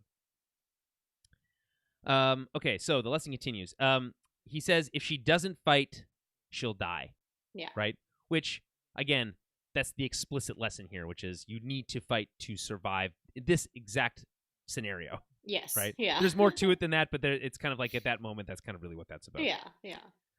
Then as he runs off into the distance, we see glimpses of Vader, flashes of Vader, which is, really I think, cool. A really cool thing. It was really cool. And we haven't touched on this, and I think we'll touch on it a little bit later, but what's really interesting here is that, choosing to believe that this is truly Anakin's spirit, right, is that if this is Anakin's spirit, that it's coming with the good and the bad. Yeah, right? absolutely.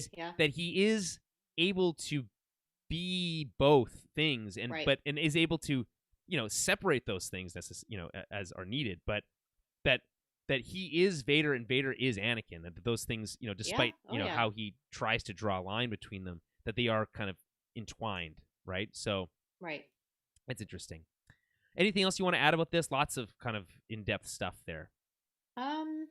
No, I don't think so. It was, again, like we kind of at the very beginning of the podcast sort of, talked about kind of the other things I had about this, but no, it was just kind of the whole child soldier thing, and I was just like, ooh, I'm like, that actually like hit me pretty hard. But well, it really shines a light on like what were the fuck were the Jedi thinking, right? It really it's a really an indictment on their ability to be manipulated by Palpatine. Yeah, and the same thing basically happened to Kanan too. Back when he was still Caleb Doom. Yeah, right. Like, imagine seeing a 12-year-old boy watching someone be murdered in front of by his friends murdering his master. I mean, that's obviously going to leave a mark. Yeah. Right. Yeah. So it really puts it in perspective when you see it in live action. It just hits different. But they did such a good job with these scenes. It's interesting that they went with Hu Yang calls him Kanan and not Caleb, right? Because he would have known him as Caleb. Right. I was thinking about, because Adam said the same thing, and to me he was only Caleb as a kid, and then he was Kanan for such a way longer part of his life later when he was in hiding. He became who he was. Yeah, so like he was, and that's who Hera knew him as. Well, and also that's who his father. Yeah, Kanan was his Jason's father. Yeah, right? So I guess that makes sense. Yeah, it would have been cool to explore that distinction, but I guess again, it's confusing enough as it is. Watch Rebels. Just watch Rebels. And then watch the Bad Batch yeah. season premiere, which is like the coolest shit. Okay, so back to CTOS. Jason watches as the X-Wings continue their sweep. We get some really long shots, relatively long shots of ships flying that I feel like we need more of that. Like, we want to see, give me a long, steady shot of ships flying over through space or flying over water, or in this case later we see them, the capital ships, and that's really cool. That stuff is badass. Show it to us more. That's my opinion. Yeah. I mean, sometimes you complain about how the ships look, though. Sometimes they look not real. There's one shot of the Ghost that I feel like is both simultaneously really cool, but also like doesn't have that Millennium Falcon Right. tech style.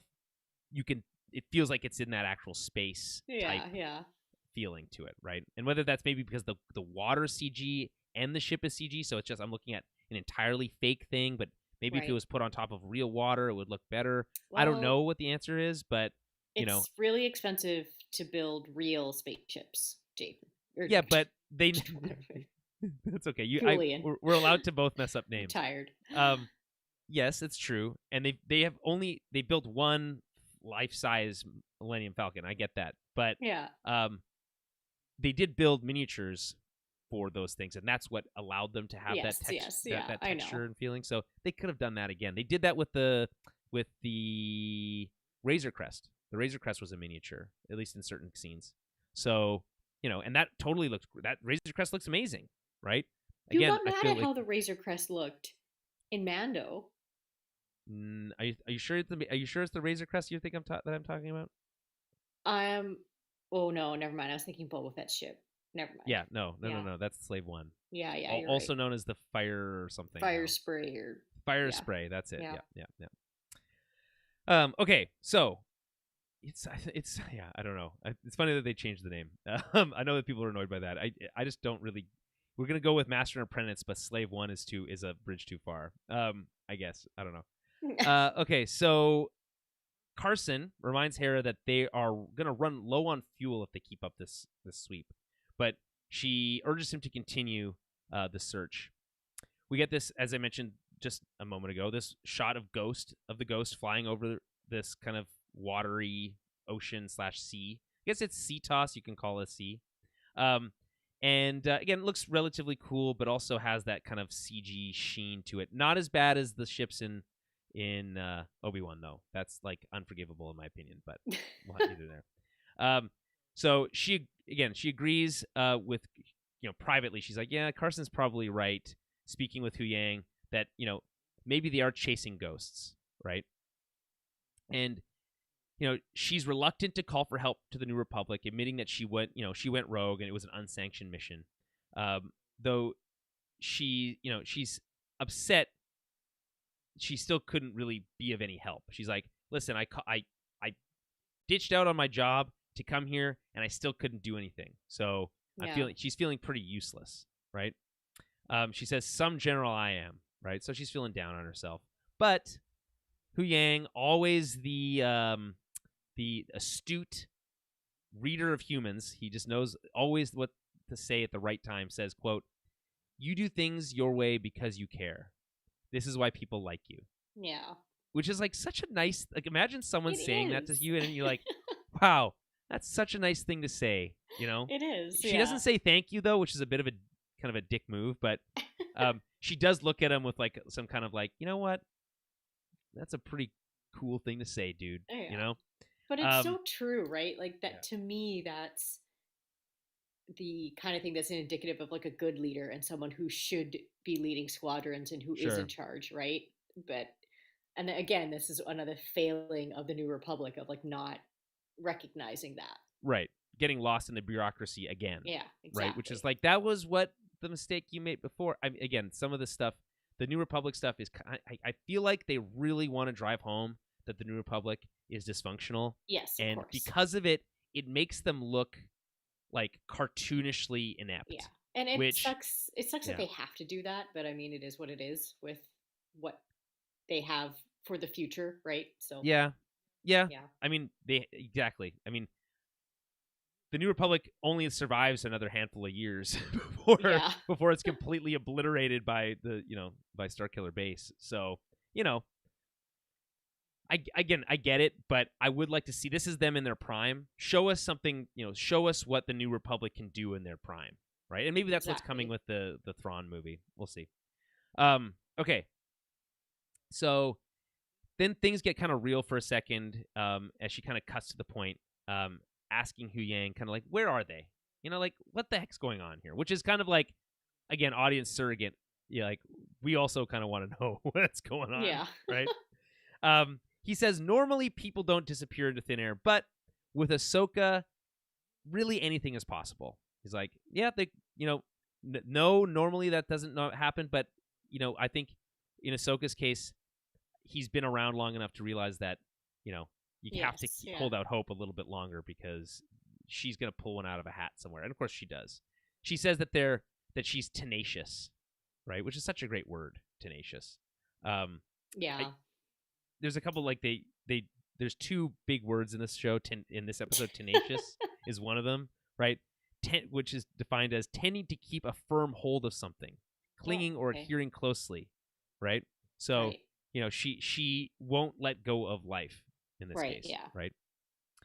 Um, so this leads to a question about how uh who Anakin was. It's kind of like an awkward transition to it. She's like, "Well, what was her master like?"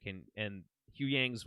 I love his kind of one word answers, by the way, because every once in a while he has these long winded conversations, but Yeah. also sometimes just answers with one word. And in this case, he thinks about it for a second and just says intense. Yeah. Which do you think that's a fair description? I would say so, yeah. I But was kind of hoping for something a little bit more in depth than that, to be honest. After when she asked fair that enough. question, Yeah, it's a tricky one with Anakin. It's because especially when I always think of Anakin in the Clone Wars and like as Hu Yang probably knew him was a little bit more not mischievous, but what's the word with Anakin where he's basically never doing what he's told and right? I don't know. I don't you know what the know, word you call it. It's kind of like yeah, he's a bit of a rebel, yeah, yeah, Yeah, exactly. Yeah, he's kind kind of of an off in his own outlaw. world all the time. Yeah, Yeah, exactly. Off killing children and or yeah, women just or both. doing whatever he wants. Yeah, Right, exactly. Um, rambunctious, maybe. which is pretty intense. Yeah, yeah. I think yes. Rambunctious isn't the right word, but that's No, probably what he was like when he was like first a Padawan. yeah, Right. like he's just Yeah, difficult, but yeah. There's another word I'm looking for there as well, but I can't. It's yeah. not coming. It's at the tip of my tongue. Okay, so Jason then calls them from shore, saying that Chopper has something on his scope, and that they're going to need to get really low with their ships to be able to like scan for it. So then we get another cool shot of the Ghost dipping down to take sea spray, dropping just above the water, which is also a pretty cool shot. Okay, moving back onto the World Between Worlds. Cut back to Ahsoka. We're in a new setting. This time it's the Siege of Mandalore. So we've skipped basically through the entire Clone Wars here, and Yes. Ahsoka is cutting through Mandalorians in the same costume as she was wearing in Season 7 of Clone Wars, and with the new sabers that Anakin had recently given her at that time, which have blue blades, but it's again the same two-bladed style at this time. Then we get a mix of live action and CG because some of these characters are 100% not real. Well, I yeah. will stake my entire career on that assessment. So again, I mentioned this at the top of the show, but at the 21-minute 30-second mark, there is this shot of this Mandalorian with the spiky helmet Oh, raising his okay, gun yeah. to shoot at Ahsoka, and that is not a real person. That is You not. don't think so? No, the way it moves is too. It's almost. Oh, It's the way it moves is exactly the same way that they moved in Clone Wars. So okay. to me, it's kind of like this was, um, this was the creators kind of like inserting in direct references to the Clone Wars and the work that they did on that show by using character models that they built for that Gotcha. show. And obviously they touched them up and made them look more real. But it's so short. It's only on screen for like 1.5 seconds. Yeah, But yeah. not even maybe. But if you pause it there, Kara was like, I don't know, it looks real enough. I am convinced that that was a Is CG yeah. Mandalorian that was murdered by Ahsoka. So Okay. Yeah. I mean, this was that didn't bug me too much. it doesn't I bug me. I actually think it's kind of cool that they were able to include yeah, a yeah. couple Okay. CG clones Fair because enough. there's a couple Okay. CG clones that do move in the way that I expect them to. There's a couple CG clones in there, and then again the CG Mandalorian that Yeah. again 100% is like pulled straight from the Clone Wars show. See, the So only thing that not that I really noticed, I liked seeing the like Darth Maul, Death yeah, Watch, like yeah, spiky helmets, really like that. I was like, oh, that's cool. To see it in live action, obviously, even if it was fake. Um, and I don't know, one of Ahsoka's moves just kind of not bugged me, but just kind of like made me laugh. the Sh- slide. No, it's she does like I don't know what you would call it, and this is gonna sound so dumb, and it's not gonna make sense unless you watched wrestling growing up.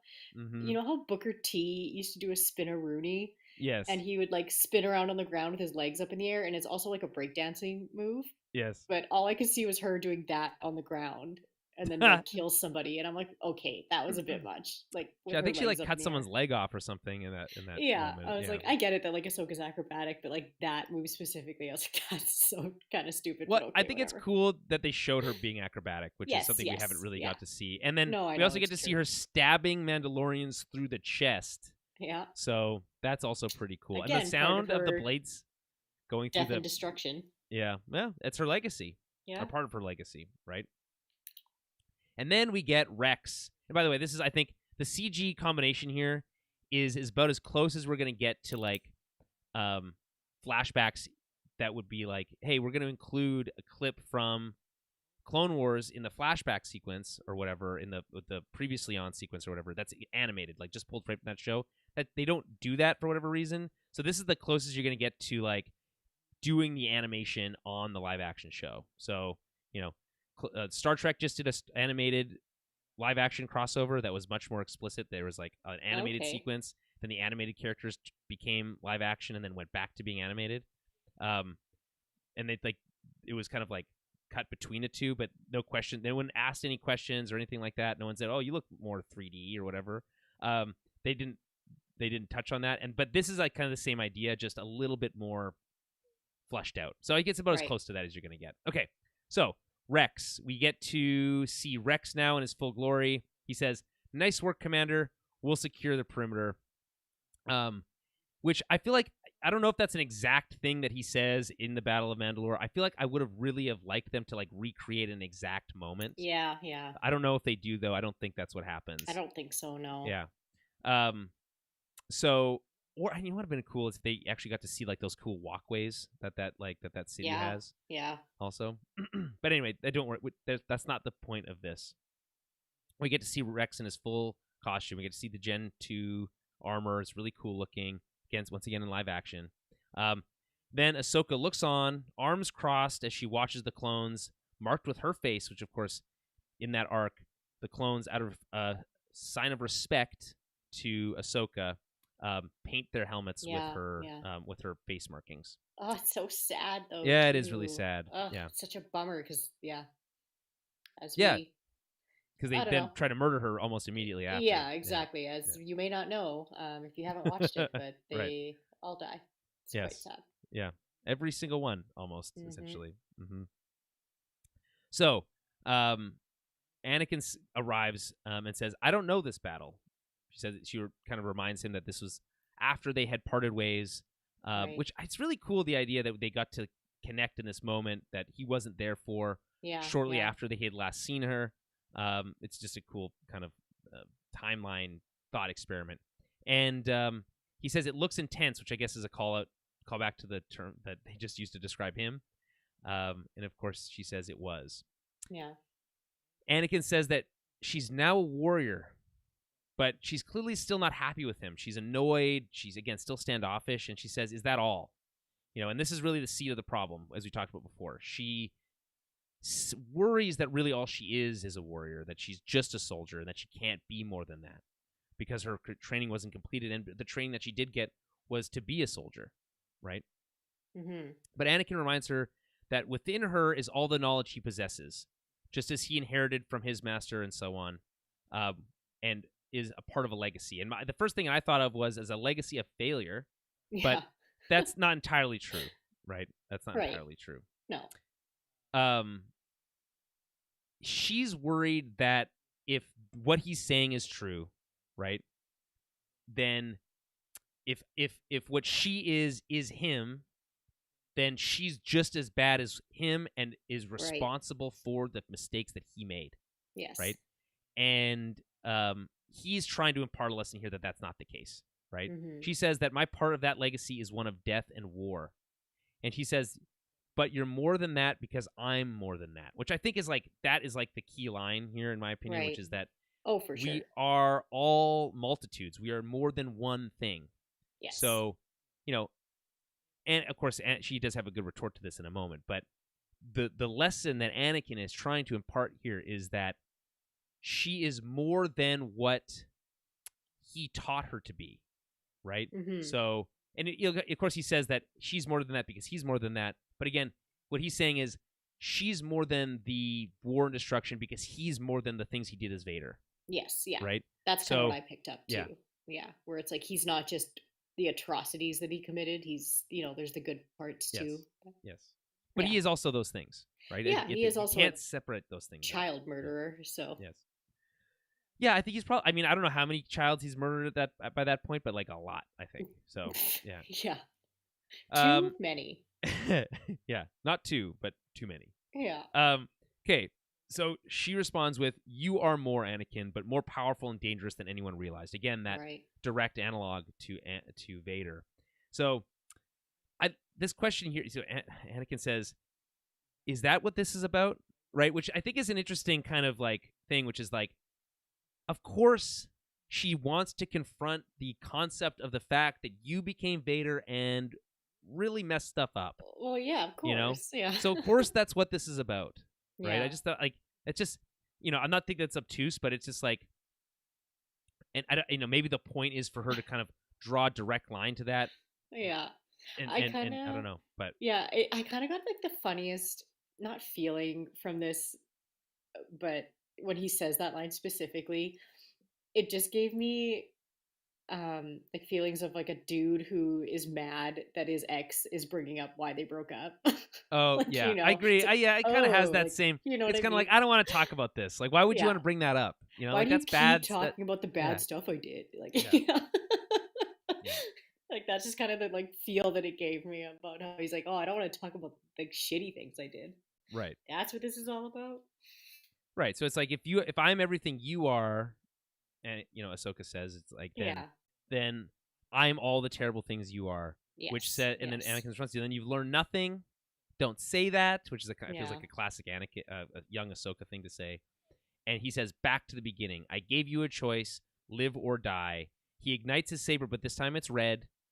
Then you get the yellow eyes. The yellow eyes thing is such a good touch here. I think that's such a fun decision. Yeah. She says no, but I think she says no in a way like, no, I don't want to experience this side of you again. Right. Not no, I don't want to fight. So too. Right? Which is but it's interesting. But he says incorrect, which is such a cool. Yeah. So it's like it's almost as cool as the how inevitable line from last week. Yeah. Right. To me, that's such a Vader thing to say too. Like incorrect is incorrect. Yeah. Yeah. Short and to the point. Right. Mm-hmm. And so we get another brief fight where he kicks her back into the walkway, but in the World Between Worlds, back to her older age, back to being played by Rosario Dawson. He comes out of the darkness again. You get these flashes of him and Vader. Yeah. And it says, "You lack conviction," which is also a thing that I feel like Vader would say, right? Hasn't he said that before? I don't think so. Not that specifically. No? I don't think. But there are certainly like I just feel similar to me. So conviction. Yeah. This is that other word that I feel like is the big word of the episode. A firmly held belief or opinion, right? She takes pride in stating her political convictions. His conviction that the death was no accident, right? So she's missing that part of her that drives her. That he's saying that like you're missing that thing that gives you the will to live, right? Yeah. And I think that's a pretty cool, like it's a really cool way of saying that. It's badass. Yes. This whole scene is Yeah, it's super cool. The fight continues with Vader seemingly getting the upper hand. It's very much his fighting style, much more aggressive now, much angrier, harder hits, right? He hits Ahsoka's one of her sabers out of her hand and then says, "It's time to die." And so here's what's interesting. So if she fails this lesson, she's dead now, right? I think and that's so. it. Yeah. Which is really cool. The stakes are high, right? Yeah.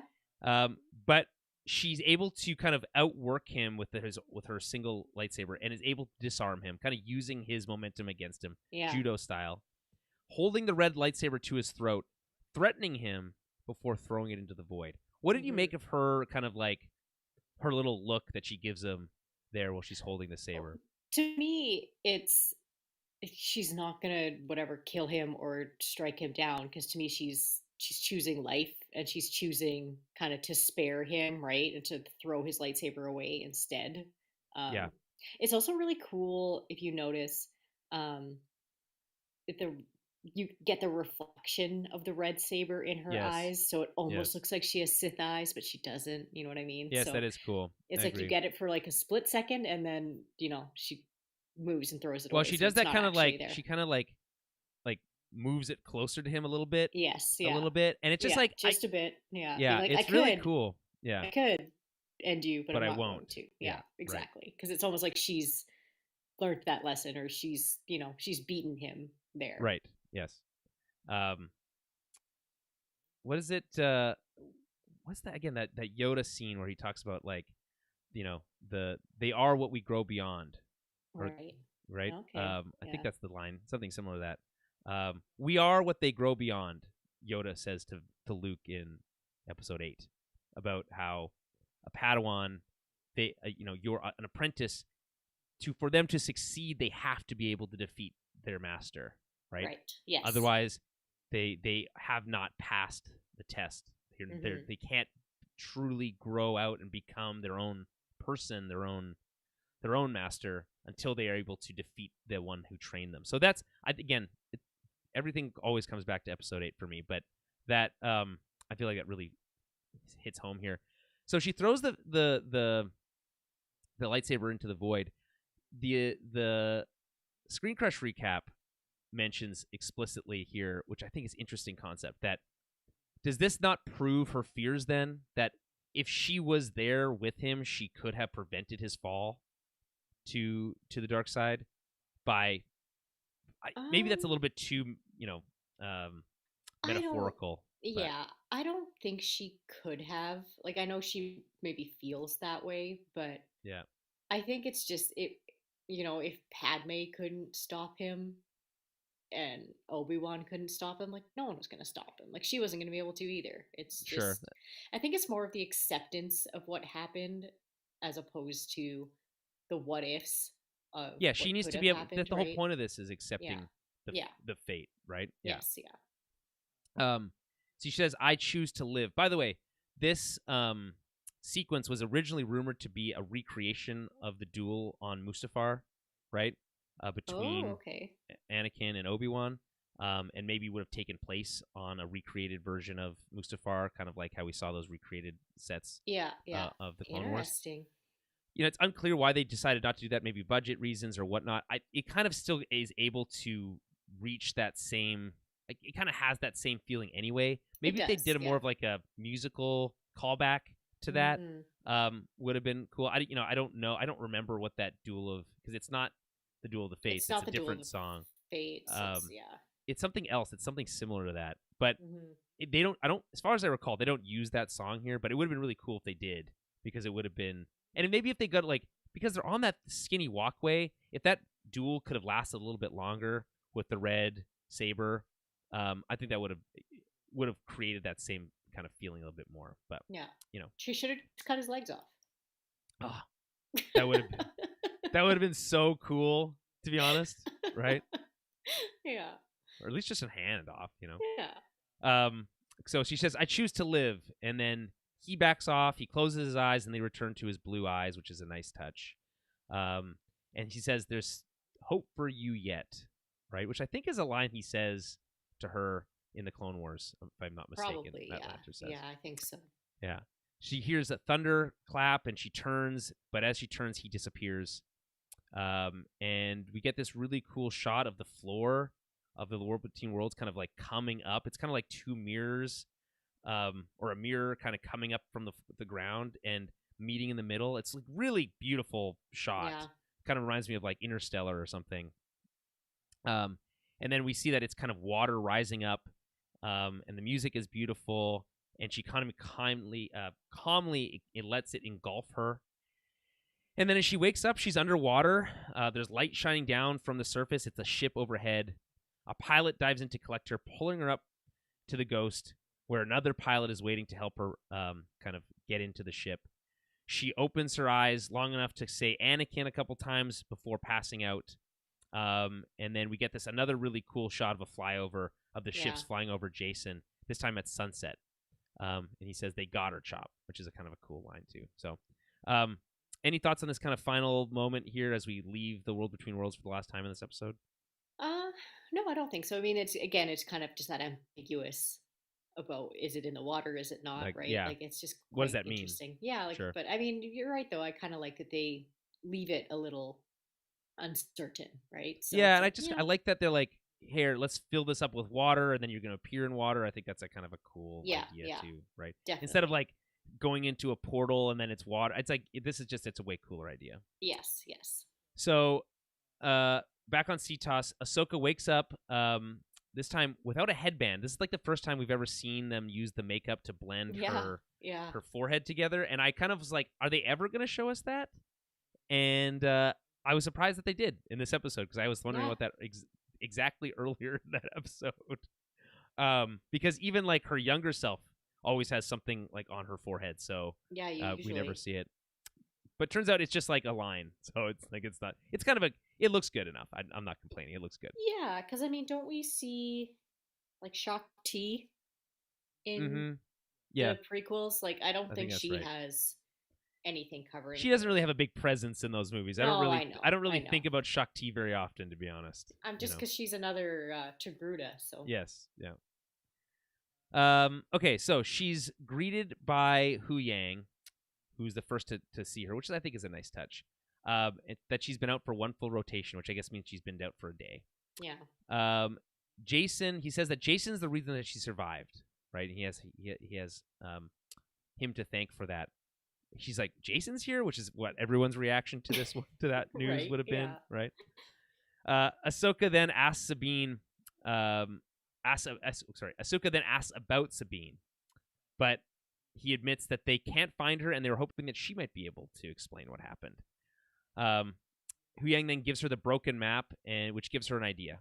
Ahsoka, now wearing a white cozy sweater poncho, which is, I guess, here's the thing. This is why I feel like we might be wrong about that recreated scene. Yeah.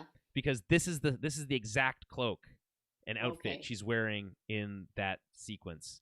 So, take that for what it's worth. It can also prove that we're right, which is that scene will happen later, and then we'll still get to see it. But it's seemingly less likely the more that this continues. Anyway, how cozy does her sweater look, though? I want one. Yeah, I was gonna say, like, I would like a copy of it. Yeah, it's like I love the little like X's on like right at the collar and stuff. It just like it just looks very nice. The texture of it, everything. I love a nice sweater. If you're a big fan of nice sweaters, watch the Only Murders in the Building. Oh, okay. Some really nice sweaters in that show. Oh. Yeah. Okay. So Jason greets her as she comes down from this ship. He says he heard her fighting and asks who she was fighting, which is interesting because she's like, he wants to get right into it. But Hera steps in to kind of distract him by having Hu Yang show him the T6, which I think is like the right idea. Like, I think part of it is Hera doesn't want him to get too involved in the whole Jedi thing yet, probably. But the other side of that is the longer you wait, the harder it is. So, if he's going to go off and train with Luke, he might be murdered by Ben in a few years, for all we know. Jesus. They kept making that joke in the Screen Crush recap, and it's funny every time. Like, it's like, oh, I guess Grogu goes off to the Luke's Jedi Academy and is then murdered by Ben, right? And that's the same thing that happens to Jason. And so Jason and Hu Yang walk off, and he's like, "Will you train me? You have a training dojo in your ship. Will you train me? No.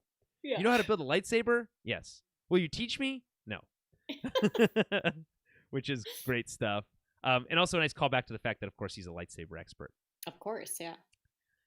So Hera cuts right to the chase. Where's Sabine? Ahsoka says that she can use the map, but not in the way that they were using it before. She can use the map to use it as a force echo, right? To get an impression off of it. Yeah, it's pretty cool to bring this in, actually. I liked it. Yeah, she's already done it in episode 2. Right, but, yes. But now they explain it. right? Yeah. I kind of wish she called it an echo. That would have just made it a lot more like straightforward. She says it might have left an impression, which is kind of, Oh, I guess, right. the same idea, but would have been. I just feel like it would have just been like, let's put all the debates to rest. No, it is the same ability, right? Yeah, it's the same thing. Yeah, and for all intents and purposes, it is. So, in my opinion, it is the same thing. Ahsoka then listens to the map through the Force. We hear sound bits from the previous episode as the camera circles here. And by the way, I like that we can turn the camera full 360 around her. It really makes the space feel much more real. Yeah. And then, having heard the bad news from last week, she tells Hera that she was taken with them on the IS Ion. I love how, even though she's kind of had this, she's awakened as a new person, right? Hera, Ahsoka the White, right? Obviously, an allusion to Gandalf in Lord of the Rings, dying as Gandalf the Grey and returning as Gandalf the White. But she still doesn't tell the full truth here to Hera, which is that she's worried that it's worse than just they took her with her. Right? Yeah. But again, we'll see, right? It's just interesting that she held that back. Why do you think she does that? I think she just, until she knows, I feel like she just doesn't want to give Hera bad news. Yeah. Yeah, and I mean, Hera lost so much already. Sure. Through the whole Phoenix Squad and Kanan and everything. I think losing Sabine would be very hard for Hera. I'd say it's a surrogate daughter for her. Yeah, exactly. Yeah. So I think like I said, Ahsoka just doesn't want to give her too much bad news if she doesn't know, right? I think that's fair. And of course, Hera's first reaction to that is like, then she's alive, right? Yeah, she's excited. Holding on to hope. Exactly. Yeah. So Hera wants to go after them, but apparently that's really not that simple, right? They don't have the map anymore. So Carson interrupts again, saying that the fleet is on its way. Hera says she'll handle the New Republic while Ahsoka works out how to find Sabine. Ahsoka looks at Sabine's helmet, thinking, and as she looks up, the clouds part a bit, and she sees the Purrgil overhead, and the music swells again. She's got it. She has a plan. So, back with the Ghost, Hera, in conversation with Mon Mothma, is annoyed. The Senate wants proof about, Thrawn, about, Morgan Elsbeth, all this stuff, but they don't have any quote-unquote physical proof. And this is going to prove a problem because the Senate Oversight Committee is going to decide if they should revoke her commission, basically. Right. And which seems wild. It's stupid. It's just so stupid. It's so dumb. They arrived into the system where comms were being jammed. There was a giant hyperspace ring constructed. Yeah. They only escaped with the skin of their teeth, right? That whole experience. They saw that happen. They were there. That is proof. That is something. This idea that, they have nothing, that's what the hell are you talking about? Yeah. No way. There's multiple people who were there to corroborate what they saw, and Ahsoka was on the ground and has all this additional information to back her up. And of course, she says here that she's going to need Ahsoka to provide testimony and I think that's going to provide some drama later in the season while they're off in another galaxy. So, Hera's going to be under indictment by the Senate. Probably, yeah. And then the only time, it's all going to be cleared up because when they return, Thrawn is going to return. She's going to be like, see, I told you. I feel like that's how it's going to play out, but we'll see. But it's just stupid. It's like, why are you guys getting caught up in all this kind of like bureaucracy when she obviously did this for a reason? There was something going on that she saw with her own two eyes, but that's not enough. Like, come on. Like, again, like she says. Sorry, go ahead. I was going to say, especially when it's like, okay, well, we were there when we saw the hyperdrive get stolen and people shout about "Long live the Empire," and then we show up here and that's where it got used for. And, exactly. It's like, what do you mean you don't know? There's no proof of Imperial remnants. Of course there is. They saw the hyperdrive being stolen. All that stuff leads exactly back to here. Yeah, exactly. It's just so, again, this is another example of like, let's really show how inept the New Republic is, but it's like, it's just more frustrating than it is anything else. Yeah, this is like the one part of the episode that I just like did not care about. I was like, I don't care about this. I was kind of checked out as soon as they left the World Between Worlds, to be honest. Yeah. It's like that line in Barbie where Ken says, once I learned that the patriarchy wasn't about horses, I kind of didn't care anymore. Yeah. That's kind of how I feel about it. So good. Yeah. So I love Hera's line here. She says, "I don't know how you score this, but we're losing that right now." Which is Yeah. like a fun kind of like quippy line. I feel like it was missing from this episode a little bit, some of that, so that it was nice to have that there. Yes. But again, she says early in the episode, "What's the point of having this a general title if she can't, you know, in go out and prove that's like again, she's missing physical proof, sure. They have the map cut in half. That's obviously means something. There's all these other things that they can show. They have a hyperspace launch that they can at least track the direction that it went and all these other things, right? Like there's so many it's like come on. It just feels like it's just a little contrived. You'd think that Hera would be way more trusted at this point. Yeah. You know, like she's done so much and it's just it's kind of ridiculous. Like I said, it just feels contrived. It's like because the plot demands it. Right? Exactly, yeah. But Ahsoka appears, though, and she says, "I know how to find Sabine." So all the ships, including presumably a repaired T6, right? We didn't see them repaired, but I guess it's repaired, fly back out over the water. It seems most aren't happy about the plan. We don't know exactly what the plan is yet, but they're like, well, are we sure we can't figure out some other way? But again, without the map, they can't follow her because they don't have the hyperspace coordinates. So they pull into a pod of Purgle, and this is where the Spielberg faces start, and they don't end until the end of the episode, right? They're looking out the window in awe of these giant space whales, which we learn come in all sorts of different shapes and sizes. There's really big ones and small ones. It's kind of cute, actually. And they call it a pod, which is what I had written down before I heard them call it that. Well, they obviously should call it a pod, yeah. Yeah. So we got a pod of Purgle, a PP, if you will, and they make their way. They're making their way through the clouds. It's quite beautiful. I actually think that their rendition here looks pretty good. I thought they'd look silly. I was worried they would look silly anyway, but I think they look pretty good here. No, they look pretty good. Yeah. Yeah. So then the big one emerges from the clouds. She says, "Yeah, that'll do. Wish me luck." Just like, that'll do. That'll do. Yeah, give me that'll the biggest do, one. Yeah. Ahsoka walks out onto the wing. So this is the second time we've seen her do this, but it's a little bit more chill this time. Now in her kind of full new white outfit. It's very cool looking. Yeah, I think she looks great. And now I'm going to have to get another action figure, so that's annoying. Ooh, I can't wait for that one, actually. That one's going to look cool. Yeah, I agree. I hope it has the fabric that, some of them have fabric instead of, like, plastic. So I hope that they do that. Like, for instance, my Captain Phasma, her cape is, like, rubber and not plastic, not a fabric, which I feel like is, silly. So, I don't know. Yeah, that is kind of silly. So we see this large Purgle pull up. You really get a sense of scale, like how big it is as it, like, emerges from below the ship there. And just as she begins to commune with the Purgle, the fleet arrive, right? Or at least two of the command ships from the fleet. And Hera, who's kind of watching all this, asks Carson to kind of like buy them time. They can't be interrupted, right? So Carson, who meets them out in space, has to like buy time. And this, again, very much reminds me of Episode 8. I can like keep using these moments because in that movie, we get, of course, Poe, who has to stall for time as the bombers get into position. Right. With the dreadnought. Yes, yes. And we get that brilliant scene of like, I'd like to speak to General Hux, please. And he's like, "This is him?" Right? And he's like, I'm looking to speak with Hux, please.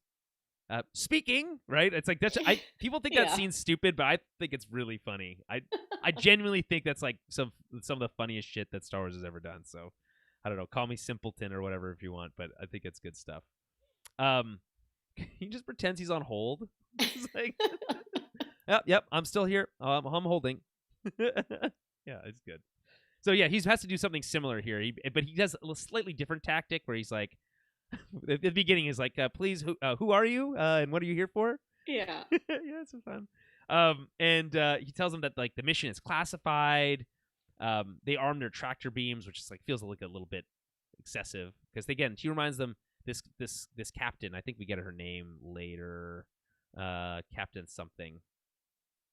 I feel like I have it. Anyway, we this captain who has what's the species? An Ishitib like commander. I like the way his eyeballs moved. Yeah, me too. I thought you looked really good. Yeah, they did a really good job. Great job. Yeah. Sometimes the aliens look weird, and like the way they move is I don't like it, but that one they did a really good job. I liked it, and maybe Yeah. it's CG, probably CG, but it was pretty well done.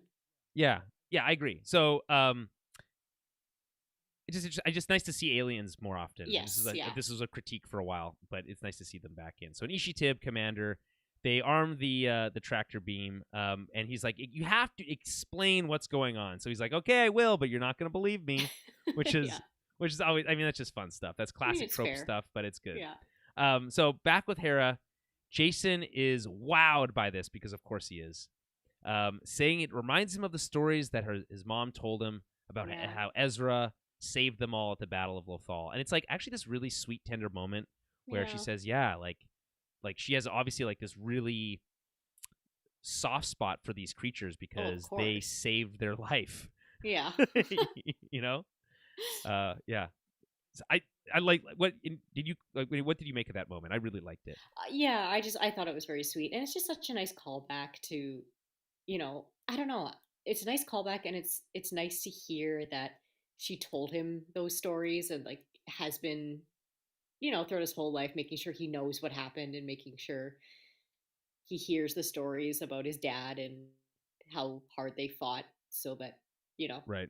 they Yeah, could all no. have the life that they have now. So no, it was a very sweet moment. I liked it too. Yeah, because it's like this moment where she gets to like connect with the real Yeah, thing, right? She's like, these were the creatures. See how big they yeah, are in real life, and like get to really again connect with her son about this, obviously profound moment for her. right. Again, brilliant work by the actors here. I think it's really good. Again, though he looks silly, Jason is growing on me a little bit. I will admit. Yeah, I will I admit. like him. I don't Yeah, mind him. that little scruffy looking nerf herder. I tell you what.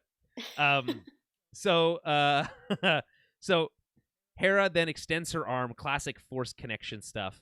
And the whale looks at her with his like the eye that's probably the size of like his eyeballs got to be like the size of like a small city. Like it's so big. It's huge. It's well, maybe not that big. It's like the size of Yeah, a spaceship, basically. yeah, like Um, the size of a ghost, basically. a little bit. It's bigger than that, I think. Oh, is it? Yeah. Yeah, I think it's bigger than that. It's huge. The big blue eyes. It's nice to see that because that was kind of a touch of the from the animated series.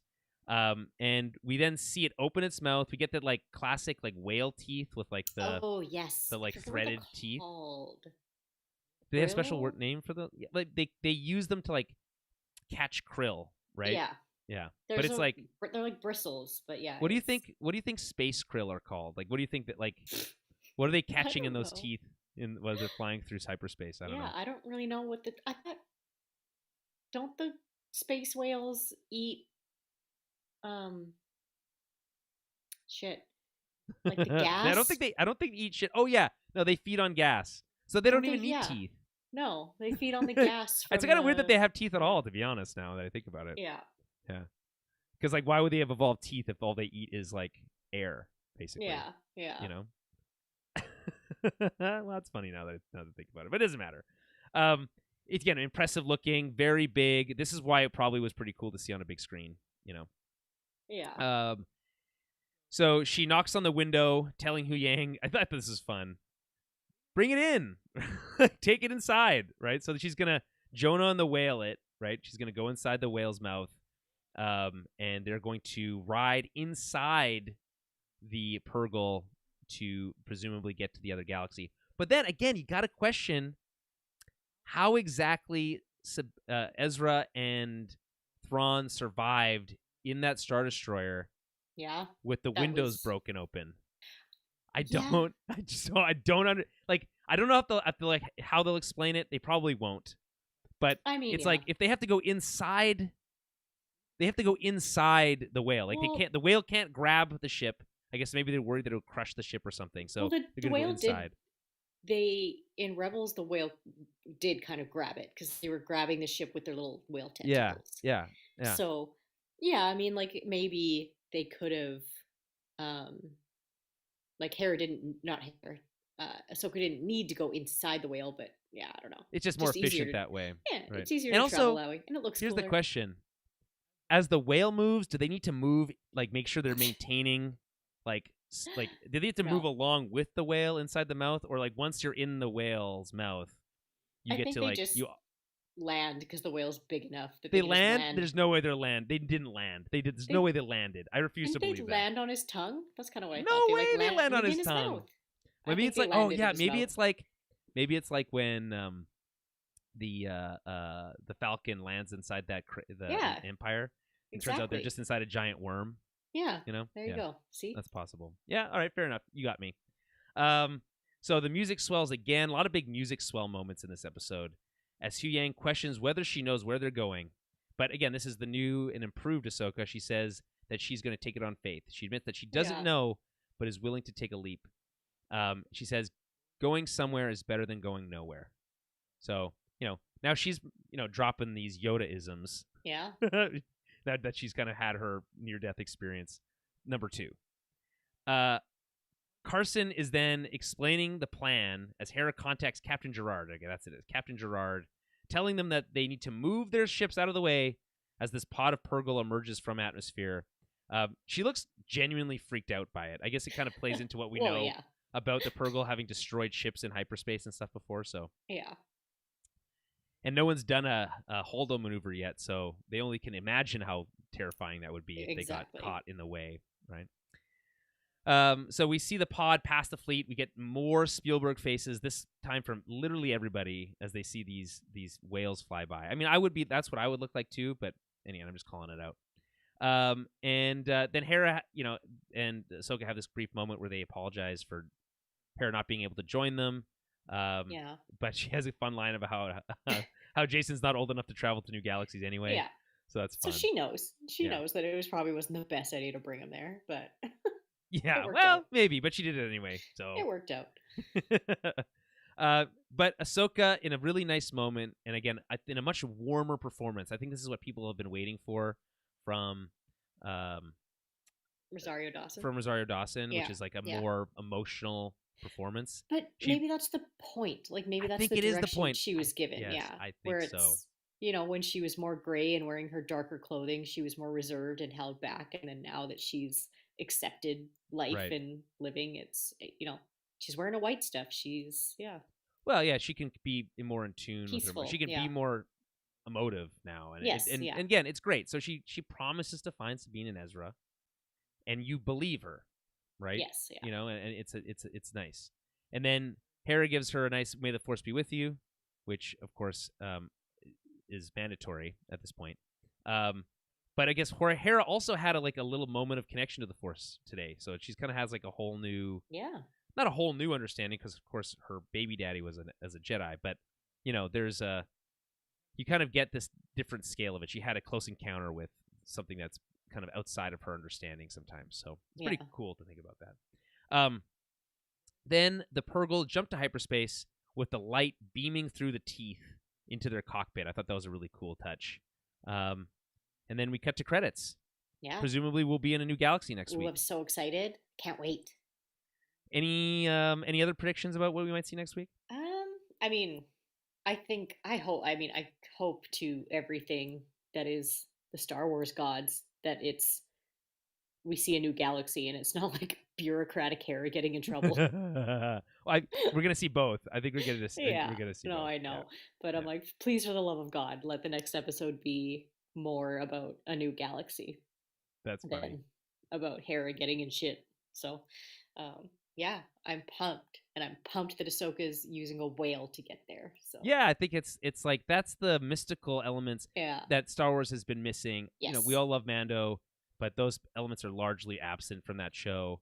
Yeah. The most mystical stuff we got was in the Book of Boba Fett, in an episode where Boba Fett doesn't appear. So it's like it's been rocky times a little bit. So because we're thinking, we're like, oh, how are they gonna get there? How are they gonna find them? So it's nice that it wasn't like, let's put the orb back together or let's use Sabine's helmet. It's cool that they were like, nah, we're gonna use the space whales. Yeah. So I love it. Yeah. Mm-hmm. It's great. Any final thoughts? No, I don't think so. Okay. I'm just pumped. Yeah, me too. So on that note, let's end on this user review from IMDb, which appropriately enough is a 10 out of 10. Okay, it's called The Soul of Star Wars by Walter Otsego. One of the best hours of Star Wars ever. It wasn't a full hour. For those who have ever been on the entire ride, the relationship between Sky Guy and Snips is strengthened. Filoni has taken the soul of Star Wars to new heights. I recently read that Filoni said that Star Wars should ultimately be uplifting. The episode followed that mantra. Ahsoka, through the first 4 episodes, was a brooding, lost soul, but after her experience in this episode, she is again the optimistic free spirit we all know have grown to love.